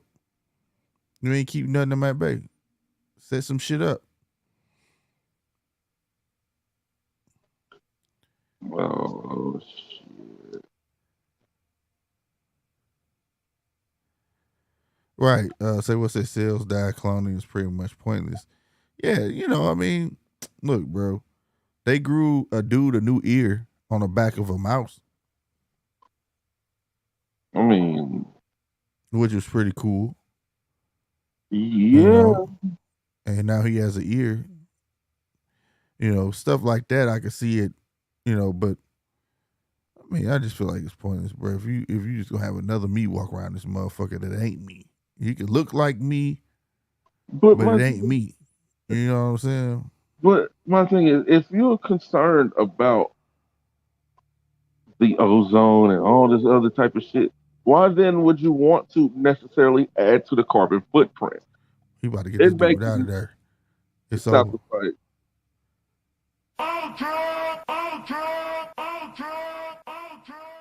I did it backwards.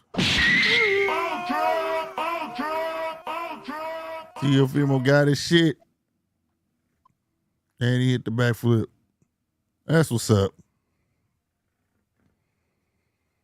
But now and everything, though, it is. And with all of that, man, this is too much. I feel like it's money wasted, bro. Unless they know some shit we don't know. You know what I mean? Which is usually the case. Let them know about the cloning part. Don't let them know we could download their consciousness, though. You know what I mean? Like, why do you think we making everything wireless? We could wireless tap into their brain. They don't even know. And it's true, though. They got these, I don't know if you ever watched them experiments where, like, you could, what is it? Shit. What was it called? Where, everything is about molecules and vibrations and all that shit, right? And niggas done took this vibration thing to a whole nother level. They don't even know nothing about it, but if frequencies and all of that shit, you know what I'm saying? So like, they got electrodes they can put on your brain, on your scalp, bro. And by you thinking it, when you think, your thoughts actually leave. You understand what I'm saying? And it picks up on them electrodes, and you can make certain things move, all types of shit. Not move like magic, but I'm saying like they had like stuff hooked up to his computer, and the guy had thought like pick up this cup, and it picked up the cup. You get what I'm saying? So they know that much about like what you think. It doesn't have to be physically done with your limbs. It doesn't have to be. So what I'm trying to say is basically your thoughts can be carried out by other means. You get what I'm saying?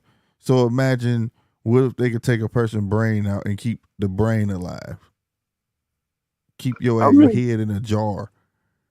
You know what I mean? And keep that part of your body alive type shit. And you don't need no arms. You don't need no. And that's why I think they working so hard on augmented body parts and things like that. You get what I mean? And because they like saying in recent years, muscle memory a motherfucker. You ever seen that dude who got a robotic arm? Oh, he got a robotic arm, fam, and the electrodes is going to his muscles. So when he flexes his muscles, like they trained him to think like, dude, don't think about that you got a robotic arm. Just keep on like as if you got a regular hand. And, because we don't know, but your muscles move and they contract. You get what I'm saying?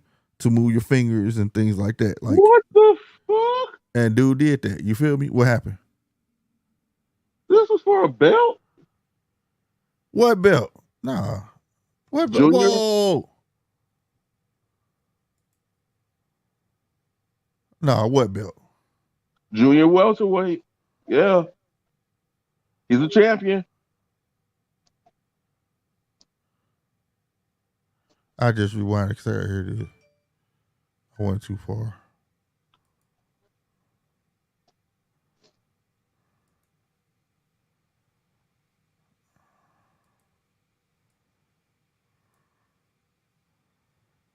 I got it. Here it is.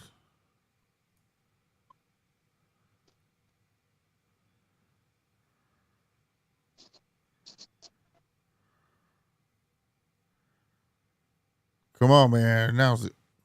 But yeah, dude, they wired that bitch to his muscles and bruh, he used that motherfucker.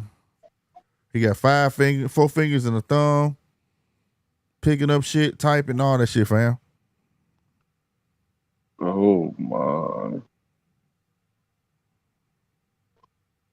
That's interesting. That's really interesting.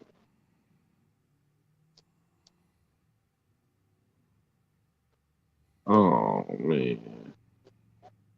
Yeah, that shit crazy, bro. So So believe me, what? augmented reality finna be a real thing. I mean, augmented limbs and all of that. Have cyborgs walk around this bitch. I don't do that shit. Before you know it, that dream of an artificial heart gonna be real, bro. See, the thing is with that, there's too many ways that something like that can malfunction. Well, it's gonna be somebody out there just like the pacemaker. It got revolutionized over time, you know. Yeah, I mean, there's I remember at nothing one wrong point with you had to most definitely stay away from microwaves. Now it's not a big deal. And then you used to have to check it with a phone. You used to have to have a house phone to check your pacemaker, bro. Your really. doctor would call you. Fucking right, bro. Your doctor would call you, and they had this thing you put on the table, put the house phone on it, and the other thing put it against your chest, bro, so it could hear it magnified the sound of your pacemaker, bro. My grandfather used to do that shit. That sounds crazy. But now it don't matter though.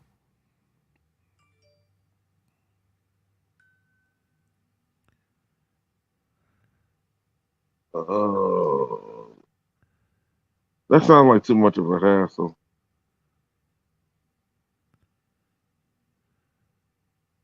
Way too much. Oh, international and NABF. Okay, I got you. Whatever.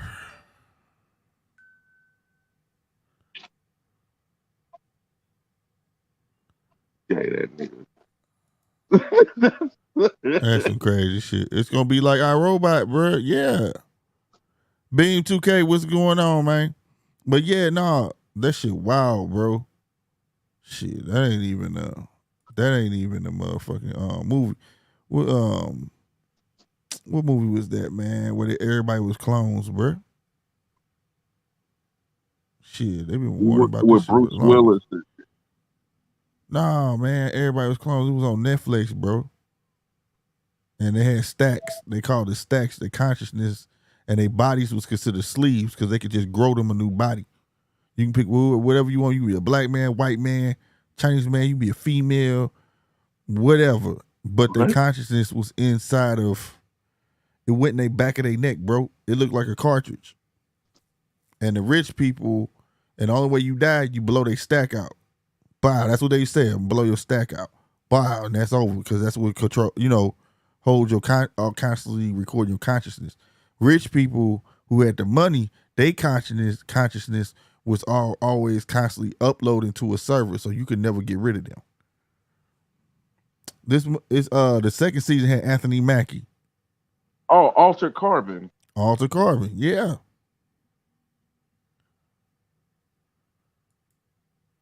Huh. Yep. Ooh. I mean, some stuff I'll say that, yeah, I 100% believe that shit. There's just very few things that I could say that with. And like the uploading consciousness, for me, I just think that's too far away. Mm-hmm. Especially for people like Elon Musk, to be like, you should be worried about AI and all this different type of shit. Why would you even want this? Yeah. But Bill Gates ass being all for it. Because he got the keys. I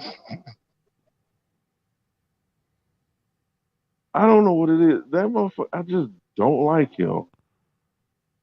I do not like. It's like a instinct to just not like that motherfucker. Oh, Equilibrium, hey, that's already on the rise right there, fam. Say what?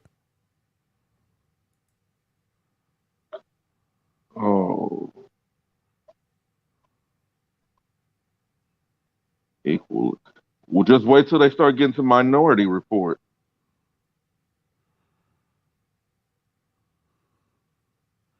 He just went in on Prograis and them. Because Prograis was fight for that belt. Uh-huh. He just went off on the heads. He felt like he should have been in there.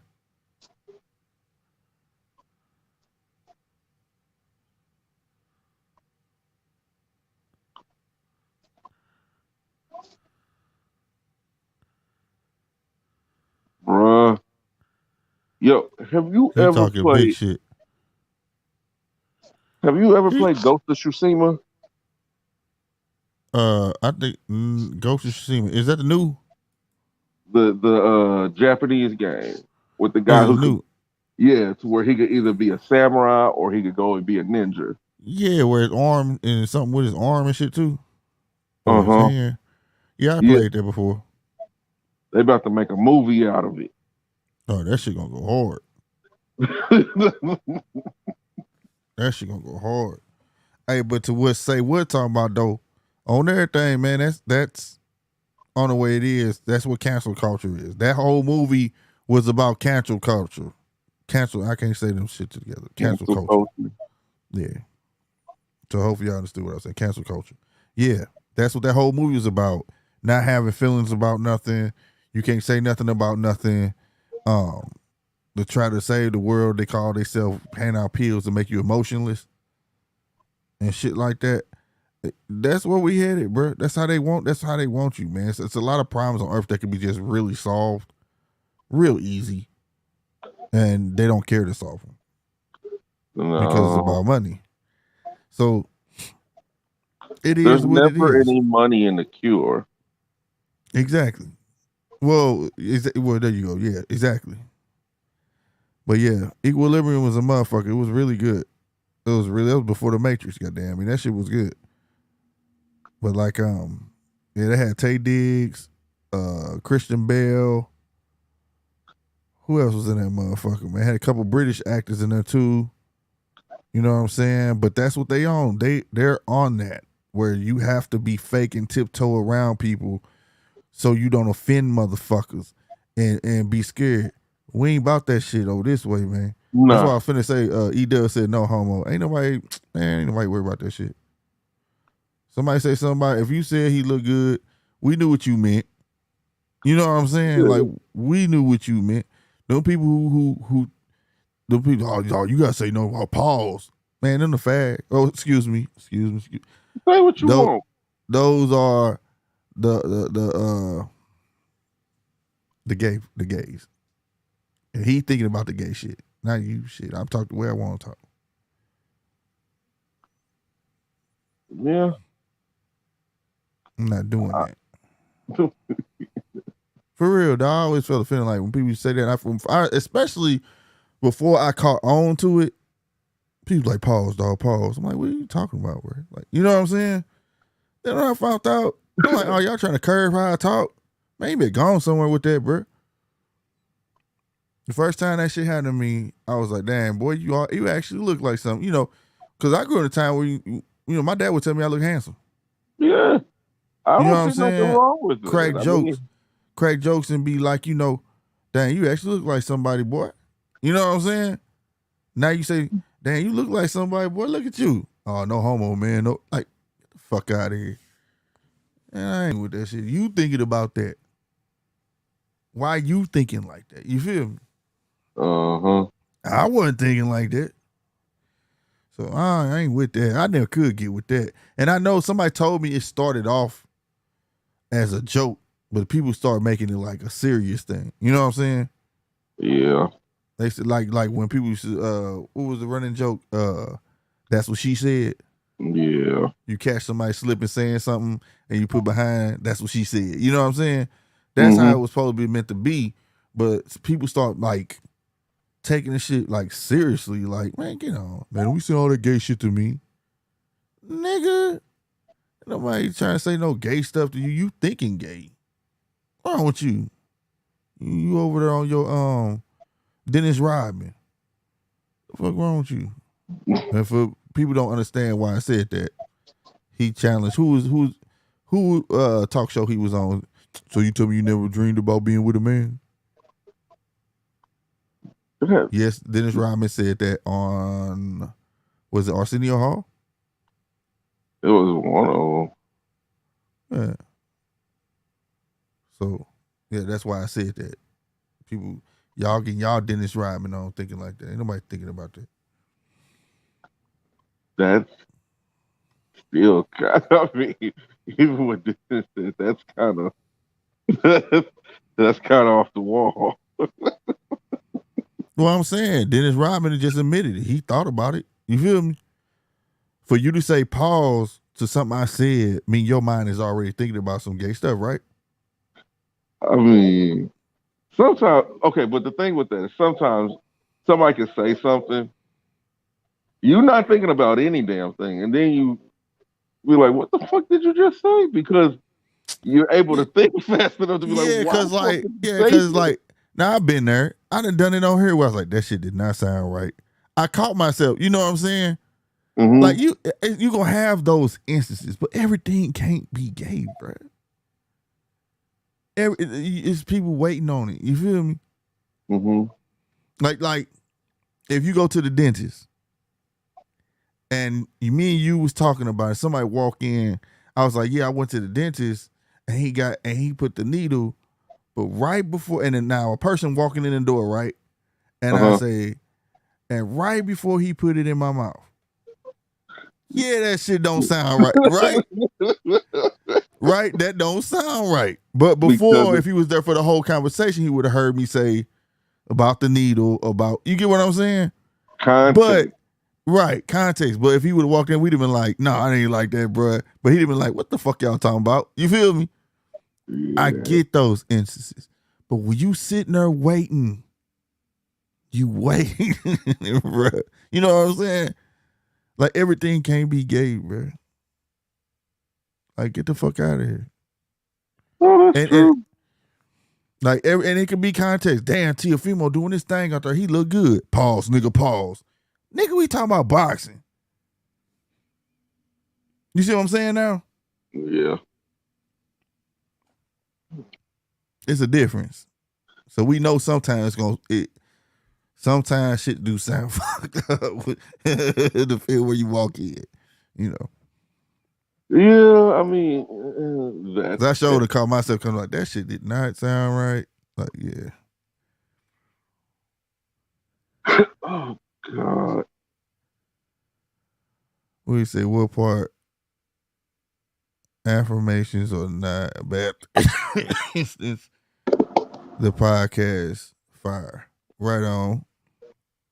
What part will Total Recall and the movie Repo where they came and repo people's? Oh yeah, what movie? Hey, what movie was that though? They got a whole movie about that. Repo Men. That shit was wild, bro. But respect the old boy though. Who was that? Repo in Oregon. Forrest Whitaker was in that movie. Yeah, Forrest Whitaker. Was it him or his brother? Shit, we don't know. You ever looked up Ken Whitaker? Them niggas look like twins. They not even twins, nigga. We don't know who been in. I'm talking about the same eye, every damn thing. Really? Man, I'm about to look this shit up and show y'all. Y'all gonna be like, get the fuck out of here. We don't know who been in movies, nigga. This nigga was in all shit. Look, Ken Whitaker. There we go. Where's the side by side, sir? Now watch, this shit finna fuck y'all up. Y'all might get the fuck out of here, nigga. There's no way. Clones are, and we talking about clones right now. Ain't that a bitch? Share screen. Chrome tab. Ken Whitaker. Can y'all see that? No, y'all can't see that. Add to stream. You see this motherfucker? You see this nigga? His name is Ken Whitaker. Hold on, y'all still can't see him, huh? Let me zoom in. Let me get bigger. You see that? Well, damn. Oh well, damn is the truth. Did it go back? Why is it not showing what I'm showing? It keep going back for some reason. I don't know why it's doing it, y'all. Oh, I know why. I feel stupid. Hold on. I feel stupid. Share. Off screen. Share screen. I gotta redo it. Share screen. Chrome tab. Look at this shit. Look at this nigga right here. Look at this nigga right here. Tell me that nigga don't look like that nigga right there. They look just alike. That ain't the only picture, nigga. Yeah. So yeah, they just alike. I'm talking about they eye the same, ears the same, everything the same. There's pictures with his beard, bro. He's 59 and Forrest Whitaker is like 63 or something like that. Yeah. Shit crazy, bro. But yeah, so maybe clones are real. Oh, that's almost disturbing. Yep. That shit crazy, bro. That shit crazy. Oh man. But yeah, they on their way, man. But no, I on Rebo, man, I respect him for that though. He had to take dude organs back, but he was paying for him to be on that paradise shit though. A lot of people didn't catch that at the end. I mean, people aren't gonna catch everything. Yeah, because everybody was like, damn, that's cold. That's his homeboy. He got a job to do, but you had to pay. What were they saying? Every month you make a payment and have your people and making them think they was living a life or some shit. Uh-huh. So his homeboy was paying for. He was paying for that.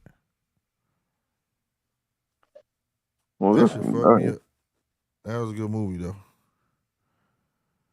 But yeah, all that shit, man, that shit wild, bro. Some shit be warnings, bro.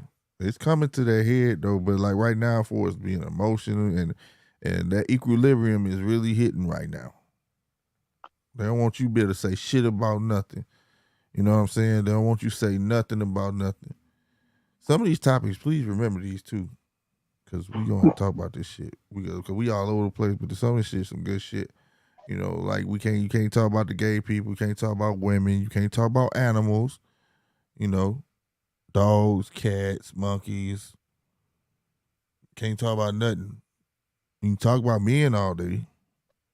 You can talk about how men ain't shit, all that shit. Nobody talks about that. Nobody talks about how news is used as a major tool to the point where they'll put up miscellaneous murders of motherfucking niggas on the motherfucking news and don't even elaborate on shit. How many times y'all watch the goddamn news and they be like, around 6:30, 3 black men were killed and a kid was killed at 6 a.m. and they just move along. Oh, and today, like, the shit didn't matter. It don't matter. Now, if a black dude, they make sure that now if a white dude was killed, they're gonna make sure they say that and they'll keep shit moving.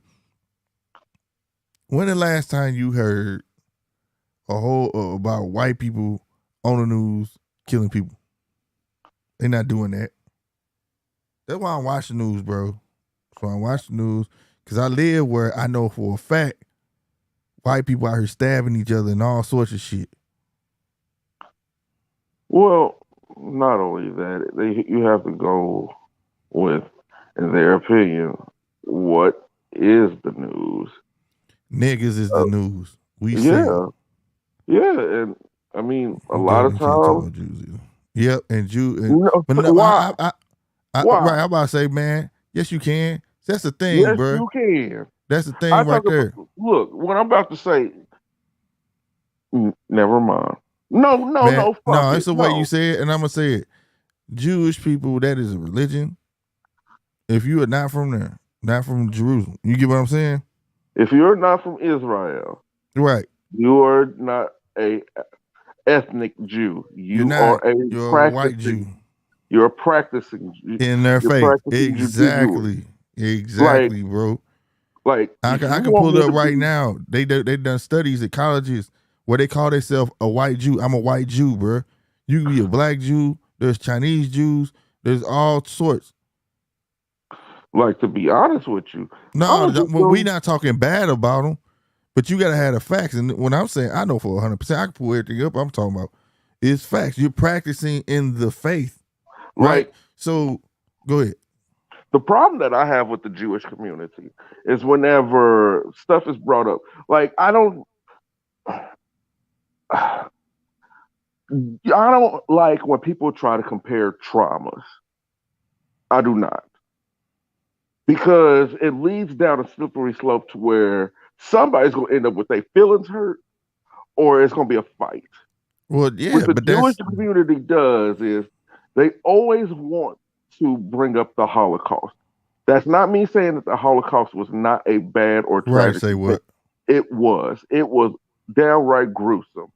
But to compare the Holocaust and the things that happened to the modern day slavery that our people went through, I think is disingenuous and borderline anti-black racism. Well, Because I will tell you this. I'm gonna tell you something. It's a little deeper than that. Anybody who's willing to compare one atrocity to another is you're just not human. no, because the Jewish people always feel as if the Holocaust was worse than slavery.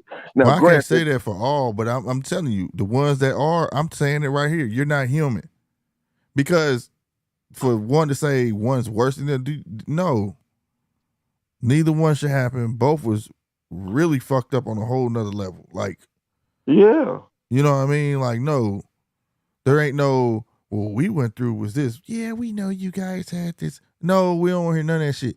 The shit was fucked up, bro.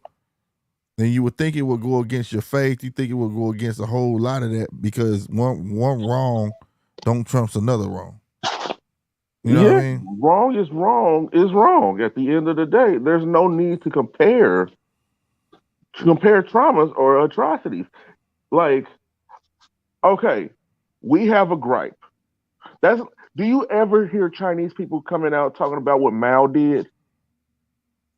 No, because they're not on They're not the on that. same time as everybody else. Everybody else is pretty much just I hate to say handout, but not handout sympathy, right? Where they're not raised for sympathy. You know what I'm saying? It's pick it up and keep it moving shit. You know what I mean? So like, you got people still living from Hiroshima and got holes in their jaws. You can see their ribs exposed. They ain't getting nothing for that. No, And who dropped the bomb? we did. But But Jewish people get right.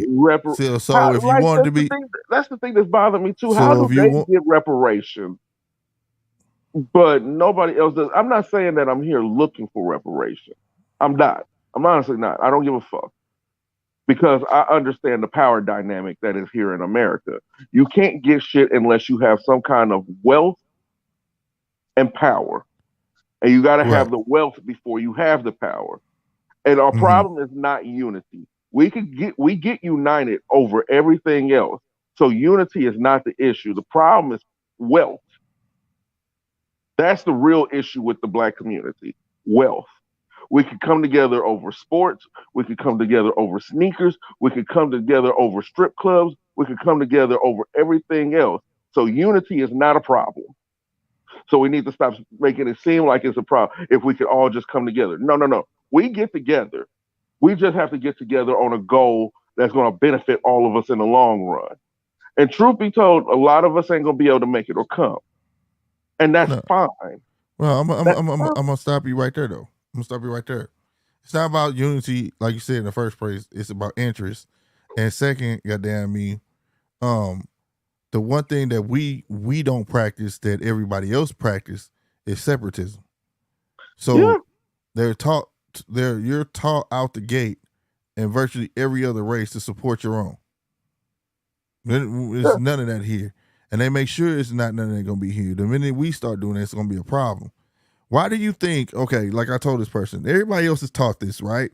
You're taught to spend your money in your community. Just about everywhere you go, there's a little Chinatown, whatever, right? Mexicans have their own stores, right? I will say Schnucks and all these stores here, basically Deerbergs and all that is the white stores, right? Black folks don't have no stores. Black folks don't have anything to say it's their own in this country. It's not their fault though, because we don't push for that, right? They did. Okay? Now, but the main thing is separatism. And the reason separatism is so important is because they spend their money in their community, right? Which is a great thing, but they make it seem like it's not, right? Black people don't spend in their community, but yet they could tally our dollars. You know why they could tally our dollars? Because we spend it outside of our community. And that's why we're the biggest spenders. You understand? Yeah. We spend it with everyone else. Nobody else does this. Something else. Voting is dead. Voting is dead. No. Let me explain why. Because I used to be really big into politics. I really was. I was avid. Well, I want you to elaborate on the voting part. What part about voting are you saying is? Because you vote for interest, right? Because you have special interest. The Asians have that, whether it's local or above, right? The Latino community is actually getting that. Caucasian community gets it. Every other community gets it, but us. Why? Because we don't have the equity to leverage anything. We keep talking about we want black bills and this stuff and this stuff and this stuff. What do we have to offer? Like, honest to God, what the hell do we have to offer? We have nothing to offer any of them to make any kind of change for us. Or we don't have the equity to put behind somebody to even get into the position. That's why I must have missed that, because I'm like, what are you talking about for is put behind or whatever? Like, honest to God, I don't even know why we vote. We should not vote. We should stop voting until we get the equity together as a whole. Because I've already done. We have unity. We have it. Unity. Well, I gotta stop you there. That is your equity. No, it's not. Yes, no, it's not. That's an illusion, Slick. Let's talk about reality, bro. Look at it. Unity. Unity is good. But money spends. Money talks. Money gets people's attention. It's the same. Okay, check this out. If I agree with you halfway, hold your votes, right? But that would take everybody getting on the same accord. No, I ain't talking about. Hold on. You're not letting me finish. It would take everybody to get on the same accord where you are. So if you live in St. Louis and judges are about to be for vote, right? Or legislation for your senators and things like that, where you stay. Where you stay, you have to be on accord. We vote for nobody. You got to come talk to us. Show us the same respect that when you go to these other communities and try to gain their vote, holla at me. Don't come on my radio station. Okay? Black radio. And have a conversation with a disc jockey. Come have a town hall meeting with us so we can ask the questions we want to ask. Don't give us no randomized shit that you think we want to know. No, and that's the point. You get with that. If you can get it that way and make them have to win over your vote, they don't have to win over our vote. We're so sporadic, it's crazy. Yeah. I'm just being real with you. You're right. And another thing, we need tangible shit. Tangible shit. Like, you could say, we're going to have all these anti-hate bills, and you could say it. I want to see signatures. Where's the promissory notes? Where's the promissory documents? Where are legally binding documents showing that you are willing and able to do what you're saying that you're going to do? Right. If you cannot do that, then you do not have our vote. Right. And that's what I'm saying. See, look. Now you read that. I feel like if black people get back to owning our own dollar, like Black Wall Street days, we can get stuff done. Until then, we just gonna continue to chase out our tails, and that's what I'm saying. But the thing about Black Wall, that's dead. No, it's not, because that's why everybody else get the respect they have. Like, again, we spend our money like water, and we spend it with everyone else but our own. Everybody else don't do that. And them politicians go circling around. That's why you see Trump go to fucking Ohio and talk to them white people. That's why you see Trump stop certain motherfucking places and talk to the Mexicans. That's why you see that. Nigga, he ain't coming here stopping no motherfucker. He don't give a fuck about no niggas. They gonna spend money. They ain't no I ain't just talking about him. I'm just saying in for his politicians, I don't give a fuck about no niggas. We don't even care about supporting our own. They just know we gonna vote sporadically either way. All we gotta do is kind of sway them a little bit. That's it. The problem is, in the swaying argument, is always race.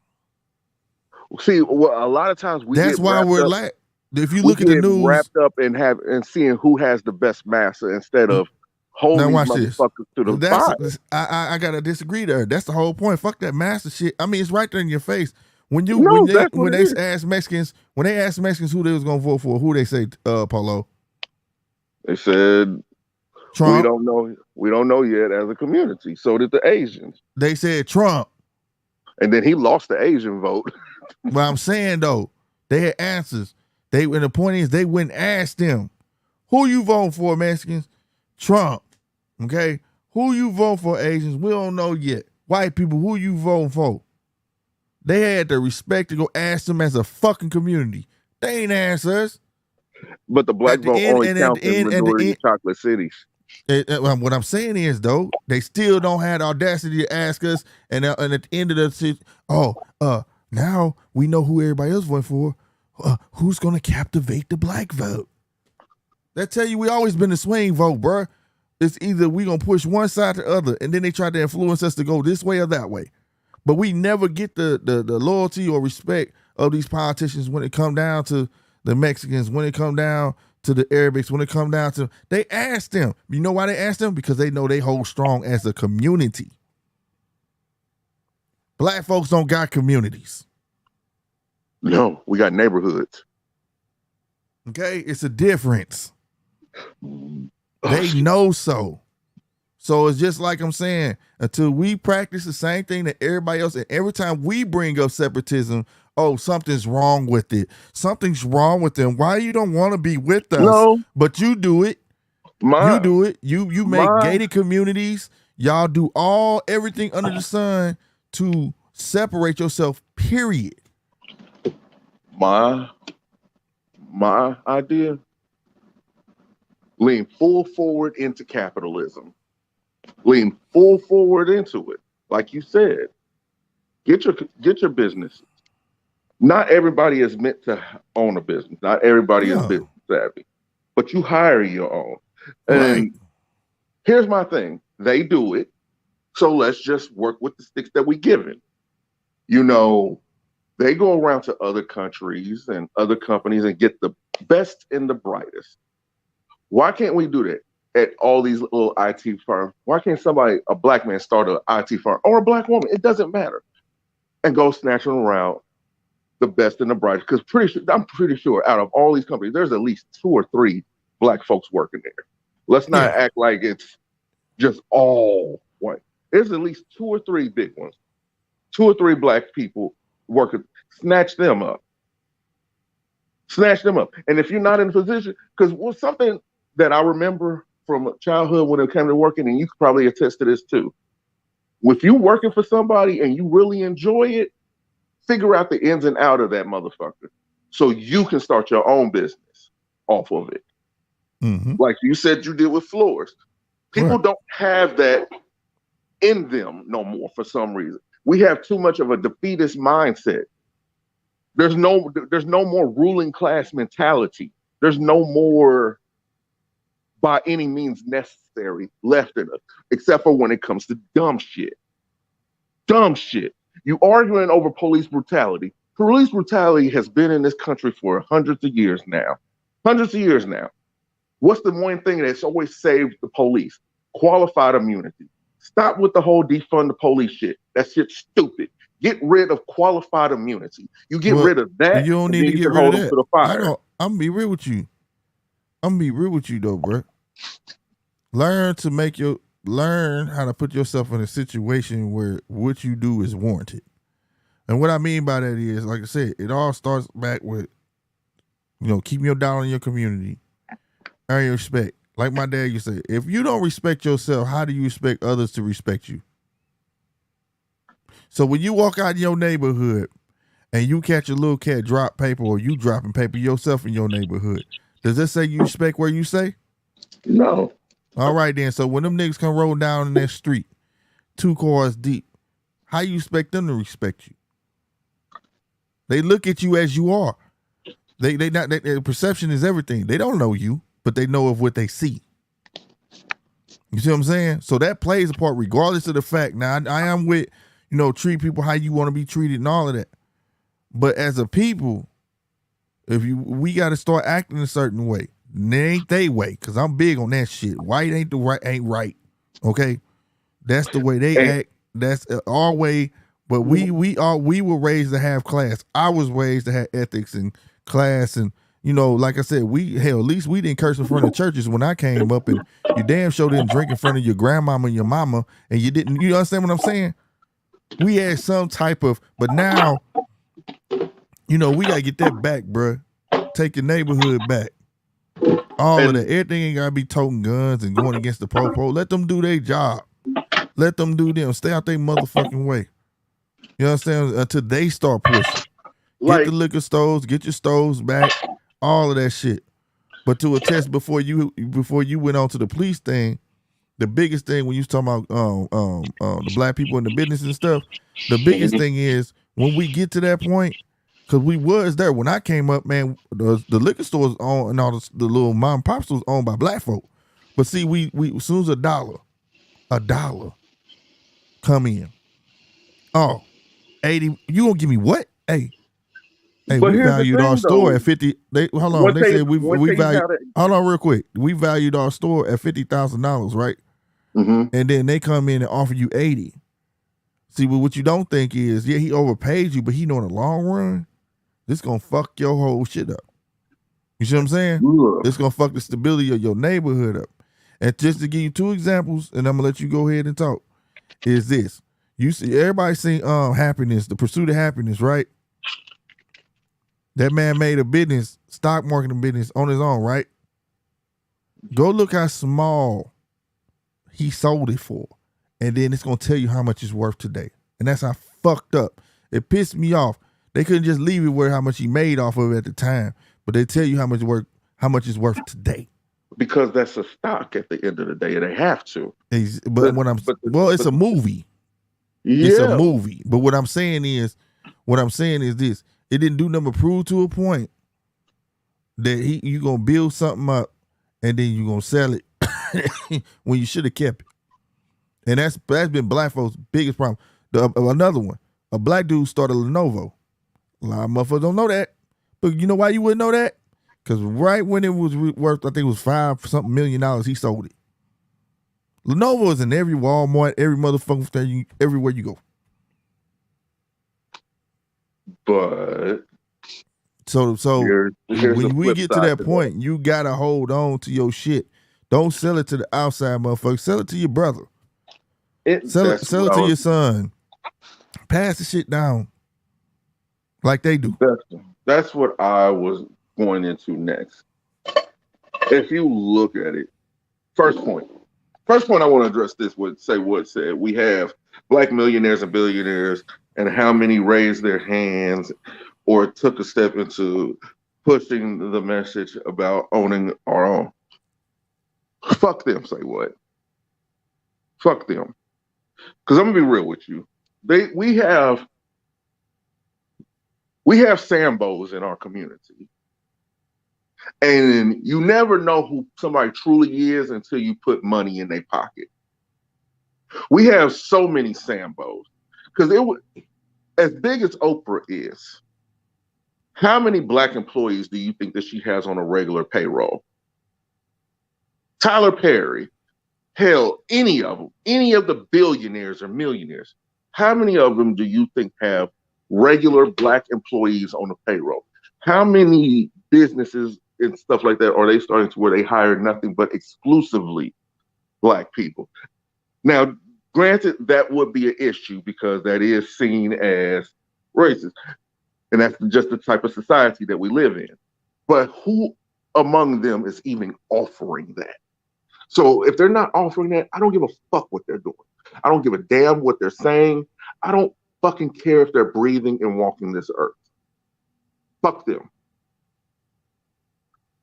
Number two, we do need to spend within our own community. We need to get at least to the point to where we have a majority instead of a minority who have us the same mindset.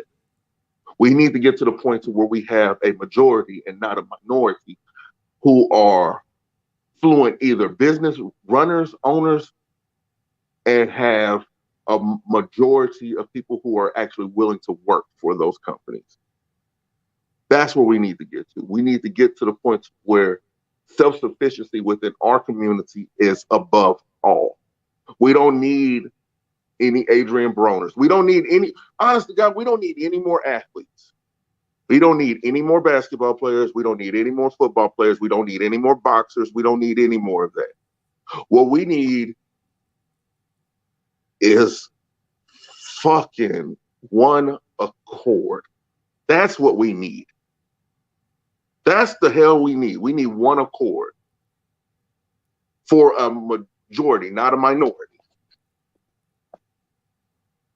Hell, we got so much other shit that we got to fix rather than looking at these motherfuckers that's outside of our house. Well, I got way. I mean, I don't know if it's saying the same thing, but the way I look at it is either you with it, well, it's the old saying, get down or lay down. When the shitstorm hit, either you're gonna follow, or you just gonna be, either you're gonna be with it, or you just gonna be a follower. You don't have a choice in the matter because the ones who gonna be serious about it, they're gonna be the business owners. Mm-hmm. You understand what I'm saying? Yeah, if you want to work, in that instance, you're gonna know who the workers and who the bosses is. But you ain't gonna treat it like shit. Like I said, I'm hiring my own. You know what I'm saying? It's inspiring to the young community that's coming up. You know what I mean? Take care of your own fun community because, believe it or not, you go to these white neighborhoods, a lot of these stores and things like that, Kohl's and all that, they contribute to the city schools. You know what? Same thing should go on in black neighborhoods. Something else. I know we preach this, but this is, and I believe this is the time now, as we're speaking, that the whole thing about a rapper being a role model, an athlete being a role model, and all that shit needs to be dead. It needs to be dead. Because the thing that's going to make it through it, will help us make it through this, like I said before, is equity. Where can you build equity? Trades. You know how the game works, Slick. You could come in and undercut a motherfucker on a job. You get what I'm saying? Yeah, I hear you. And you could come in and undercut the hell out of it. Like we have J.E. Dunn here. Imagine how it'd be, black-owned company, guy has only been in operation for about 5 years. He got him a crew of 50 to 75 men. They petition for a contract. J.E. Dunn comes in at $250,000. You know what I'm saying? And they come in at about $200,000. $200,000. Undercut them by $50,000. And you get to sit there and watch them do the work. Everything turns out good. Now you just ain't got that contract. Now your name's about to be circulating. And then they're going to be looking for more and more black-owned businesses that's willing and able to do the work at a good, reasonable price. Mm-hmm. The game is simple with that. Like RC right now. HVAC. If he decided to start his own goddamn business in a place where it's always hot, you know how much money he gonna bring in? Yeah, facts. Well, that's facts. And imagine if he had just a crew of five each job. Mm-hmm.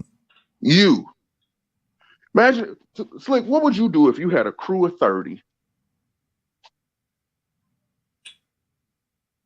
What, 30 what? 30 men to do floors. Oh shit, I'm separating it with what, 5 times 30, that's 6 crews. Oh nigga, we finna take over. 6 crews, nigga, it just start off one permanent contract, everybody go run their mouth and get into the individual contracts, bro. If you got 30 people, you could take over the whole south side and maybe half the north side. And then by then, they're branching off. Right, that's what and I'm they're saying. all under the And same umbrella. that's why we'll break it up, because eventually them 5 can have their own companies, but then you get more contracts and they just expand. That's always been the goal. Remember I told you that. Like, I used to tell people, if you worked for me, I said, hey, don't be afraid to speak up. You can use my name and everything. Just say, yo, you need your floors done, but when you bring that contract in, it's your contract. Now I work for you. But the reason I would do that is because I want you to feel like, had that feeling. You know what I'm saying? Now you finna get the 3,000 and you can pay me the 50. My whole goal was to do the inspiring part. You know what I'm saying? Mm-hmm. Because if I could have ever found a partner that was down enough like that, nigga, we gonna work together for grind hard 5 years, put this money up, we finna speak some more contracts up and separate, because that's how they do it. You know what I'm saying? Mm-hmm. You got companies that piggyback off of each other and shit like that. You know what I mean? Mm-hmm. You know, from Serve Pro to Serve Master. You hear it? From Serve Pro to Service Master. Like same company, 2 different men, but same. They know. You understand what I'm saying? Mm-hmm. That's how you take over, or whatever. And you could do that from flooring to electricians to plumbing to HVAC. Yeah, it's everything. To carpentry to all of that. Yeah, it's everything. Like with the boom of AAU sports and everything like that, boom of Little League sports and things like that, we're selling our kids somewhat unattainable dreams. That's what we're doing. Well, I will say this. We need stuff to keep our kids busy. And I will say this, everybody ain't meant for everybody. And if you do, make it fine. But at the same time, what we do, like you said, that's what we solely sell them on, though. Don't do that. Like, dude, you finna go to school. You know, you get what I'm saying? Like, you play football, you're great at it, but this ain't the end all be all. You know what I mean? Mm-hmm. 100%, you know, whatever the case may be. Because, you know, we do need, believe it or not, we do need some sort of positive escape. You know? Yeah. But everything, because the monotony of everything being all business will get to you, you know, but they shouldn't be. My thing. Do you know the statistics of making it to the NBA, at least onto a starting lineup? Do you know what the statistics are? No, but I mean, I know it's slim to none. It's slim to none.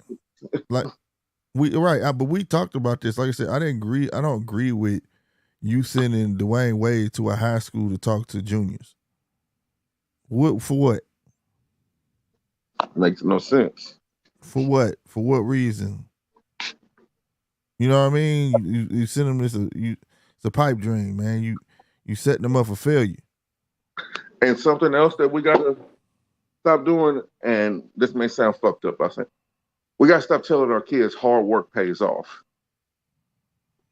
Well, no, see, it does. That's a misguided. No. Let me tell you that's why. A misguided truth. You got to put substance with that. That's that. Yeah. See, that's like when you, like I said, that's like when they told me, you could be whatever you want to be. You get what I'm saying? Mm-hmm. Like that. No, it should have been some guidance with that. That's if you working hard for yourself, to build something for yourself, there's absolutely nothing wrong for it. If you're working hard to be great at what you do at your current job to help benefit you in the long run, there's nothing wrong with it. Yeah, there's nothing wrong with that, but don't feel as if you are entitled to a certain outcome. Mm-hmm. Don't feel as if you're entitled to a certain outcome. How many people do you know from your younger years who could hoop just as good as Jordan, or if not better? Right. I know a bunch of, well, I ain't gonna say better than Jordan, but I know a bunch of dudes who deserve to be there though. How many, and take all the people who had drug offenses and shit like that out the picture. How many motherfuckers you know who could play football better than Michael Vick? A lot. How many dudes did you know played football and was just as ferocious, if not worse, than Lawrence Taylor? Right. Equal work does not always equate to equal outcome.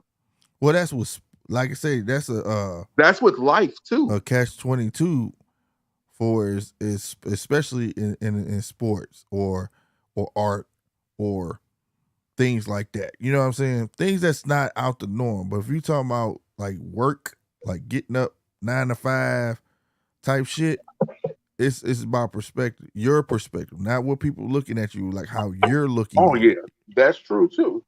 You get what I'm saying? Well, how are you gonna make this job benefit you?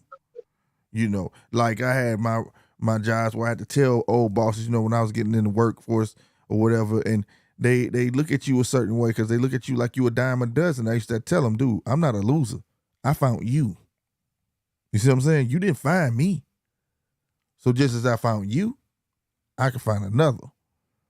See, that's how my mentality, you understand what I'm saying? Mm-hmm. We have to raise your kids to have not so much so as a boss's mentality, but as an independent thinking machine. An independent mentality where you know where you want to go. Mm-hmm. But there's so much collectivity when it comes to thought. Thought is a collective now. It's a proverbial hive mind.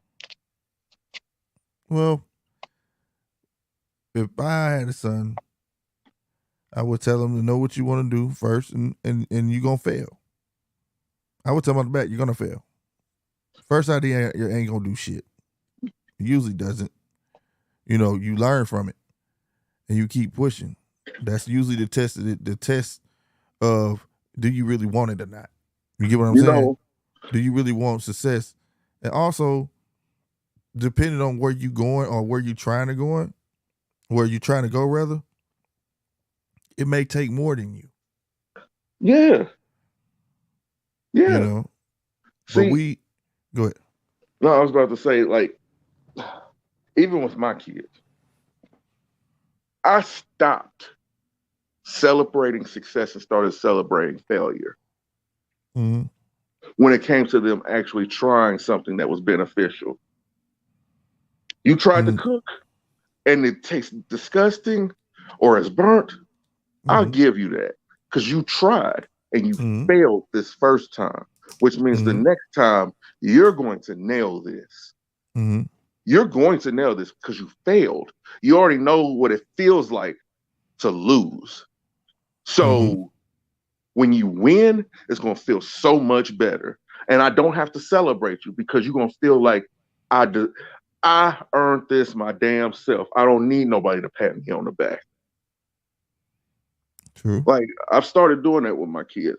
And I think that's the mentality that all of us have to have. Like, second place is never where you want to be. I'd rather just lose all the way or win all the way. I can never be runner-up. I don't even accept runner-up. I don't believe in them handing out bronze and silver. I don't believe in second place trophies. I don't believe in participation trophies. Either you won or you lost. Mm-hmm. And after your loss, what are you going to do to be on that podium number one? What are you going to do to be first? Right. Because even hell, people talked about it then with Ricky Bobby. If you ain't first, you last. And as I'm getting older, I'm starting to understand that. Yeah, I'm right. That's what I'm saying. Like, that's the mentality that we have to have. And also, the one thing that we need to understand, like I said before, we have to understand sometime on the road to where we trying to go, it's going to take, sometimes it take more than one. You know what I'm saying? You may acquire some buddies that's going to help you push you along or whatever the case may be. Can't just be all on your own. Everything can't just always be handled on your own. And in order to be able to be successful in that, because very few understand that concept, is that, you know, we can't be getting jealous of each other. We can't be worried about, oh, he think he better than me, or he, you know what I'm saying? Everybody supposed to recognize what they good at and what they bring to the table in the first fucking place. Know you see what I'm saying? Your role, right, and in understand the situation, and understand that when y'all fail, it ain't just because of one person. Everybody failed. Yeah. You know what I mean? And that's what they mean when they say teamwork make the dream work. Like, think about it. Take it into the sense of boxing. When a fighter loses, and he loses really bad, who's the onus on? Because it's not the boxer, it's the trainer. Right. It's the trainer. It's on the nutritionist if he doesn't make weight. It's on the sparring partners if they're not giving him a good run. It's on everybody else but that said boxer. Now, he does hold some culpability in that. He does, because he's the face of it. He's the face of it. And even though it's not per se coming his way, believe me, that weight is on his shoulders, though. Yeah. Even football. When a team loses, who do they go after? There's only two people they could go after. Yep, coach and quarterback. Because those two are an extension of each other. Right. It doesn't matter. They supposed to know the game plan better than anybody. It doesn't matter if your receiver drops 6 passes, 2 of them for touchdown. It doesn't matter if the offensive line didn't block. It doesn't matter if the defense didn't hold up. None of that matters. Why did you lose this game? Exactly. And I think we should bring that dichotomy to families. Like, granted, it's kind of harder because once your kids are grown, they have their own mind and stuff like that. But while they're teenagers and they're still under your roof, why are you failing? Why this? Why that? And don't question them. Question the parents sometimes. Sometimes you have to question the parents. Right. Sometimes. I'll finish say, to break that up right there, is question yourself first. Ask yourself, what are you lacking at, or what you should have been doing? Because like, and 9 times out of 10, you know, like for new parents, right? They don't know that they should be reading to their kid. They don't know that, you know what I mean? Like, even when the motherfucker can't talk, they don't know they should be reading to their kid. They don't know this, and then they get to school and say, dang, man, it's like he ain't catching on, and they think something wrong. Really, it's because he didn't mimic your habits. You don't read. You don't touch a book. He see you play video games. So what you think he want to do? Play video games. You don't go to school. So he damn sure don't want to go to school. He don't see you doing math. You understand what I'm saying? But by you showing those habits, working with him with math, working with him with reading, he think you do that, so he gonna want to keep doing it. So that's where a lot of us go wrong at, you know, and it translates to work. In other words, like I told my boss, bruh, he younger than me. Bruh, you the captain of this ship. You are the example, nigga. You come to work late, what you think everybody else gonna start doing? Just because you a boss don't mean you get to do what the fuck you want to do. You're the trendsetter. Exactly. You want to be able to open your mouth and say, hey, I'm at this motherfucker. You know what I'm saying? Mm-hmm. That's the mentality we have to have as a people. People No think unity, excuses. no excuses. People think unity mean like, oh, we got to be kumbaya holding hands. No. We got to It's just hold each other everybody to being the fire. right. It's just everybody holding up. Exactly. We just everybody on the same accord, same playing field. That's all. And We ain't gotta even be if in each other's business. We ain't gotta be in each other's company. We ain't gotta be doing none of that. But understand that the number one thing we need to understand is ain't nobody gonna take care of us but us. bingo. That's it. That's it. That's And if all I we ever can preach. get a majority of our people to understand that, then shit will change. Because the unity is there. Mm-hmm. So that's how we fix shit. That's how we fix everything. And it starts by examples. You know, like I said, I sought out to do my first podcast. I mean, sporting podcast, and well, I guess you can call it my first sporting podcast, right? You know what I'm saying? GMT. And wanted to take to a whole nother level, and we did. But it took two other fellas that and you gotta recognize the gems when God put them in front of your face. You feel me? You know, No, it's true. And we took it to another level, and it was perfect because when they say you can't come together because you don't know a motherfucker, that's bullshit. Because I know three motherfuckers that own a company right now that ain't seen each other. So I'm just saying it's pretty much, well, they've seen each other, just not in the flesh. You get what I'm saying? Mm-hmm. But what I'm saying is that it can be done. It can. It can be done, bro. Put your mind to it. I don't care how you start out. Oh man, and I try. Don't be like me, overthink some shit, because that's been my problem. I'm an overthinker, but I've been blessed to have people around be like, man, that's enough. Polo will tell you, I send that nigga pictures and shit. I be overdoing some shit, you know. But I trust people.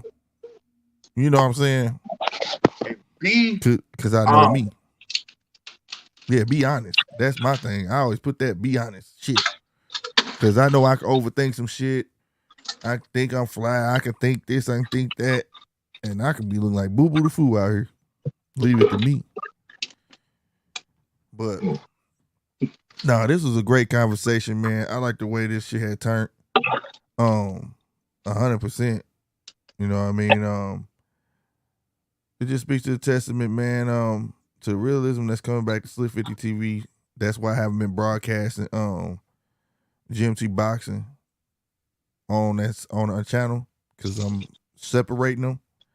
So if you want boxing, you want sports media, it will be over here on GMT Boxing, which is finna be tweaked a little bit to GMT Sports. All right.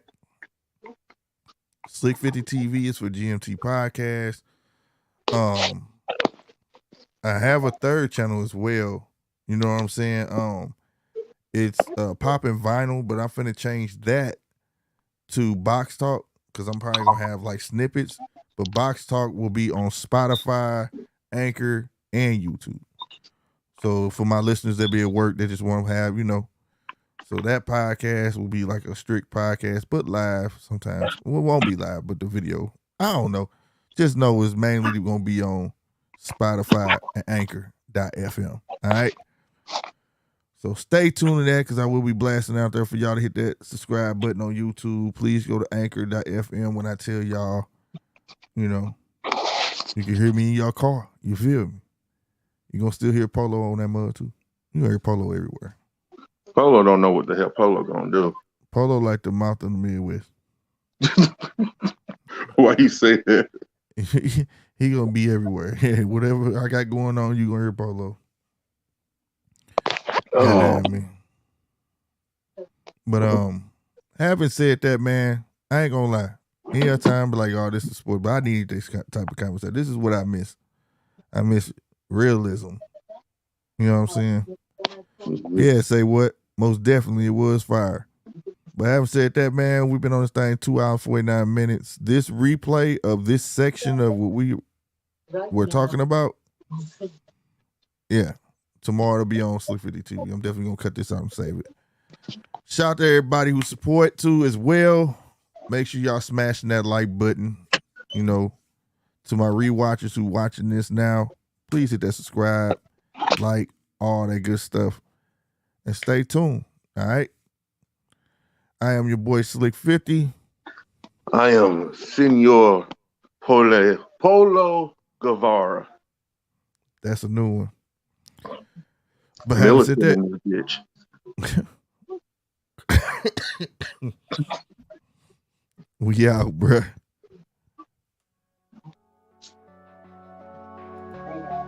Make sure y'all got y'all Lysol spray door handles. What? Hey, spray your door handles. Monkeypox is going around. Oh yeah, that's right. That's right. We should be doing that shit anyway. All right. Wash your ass.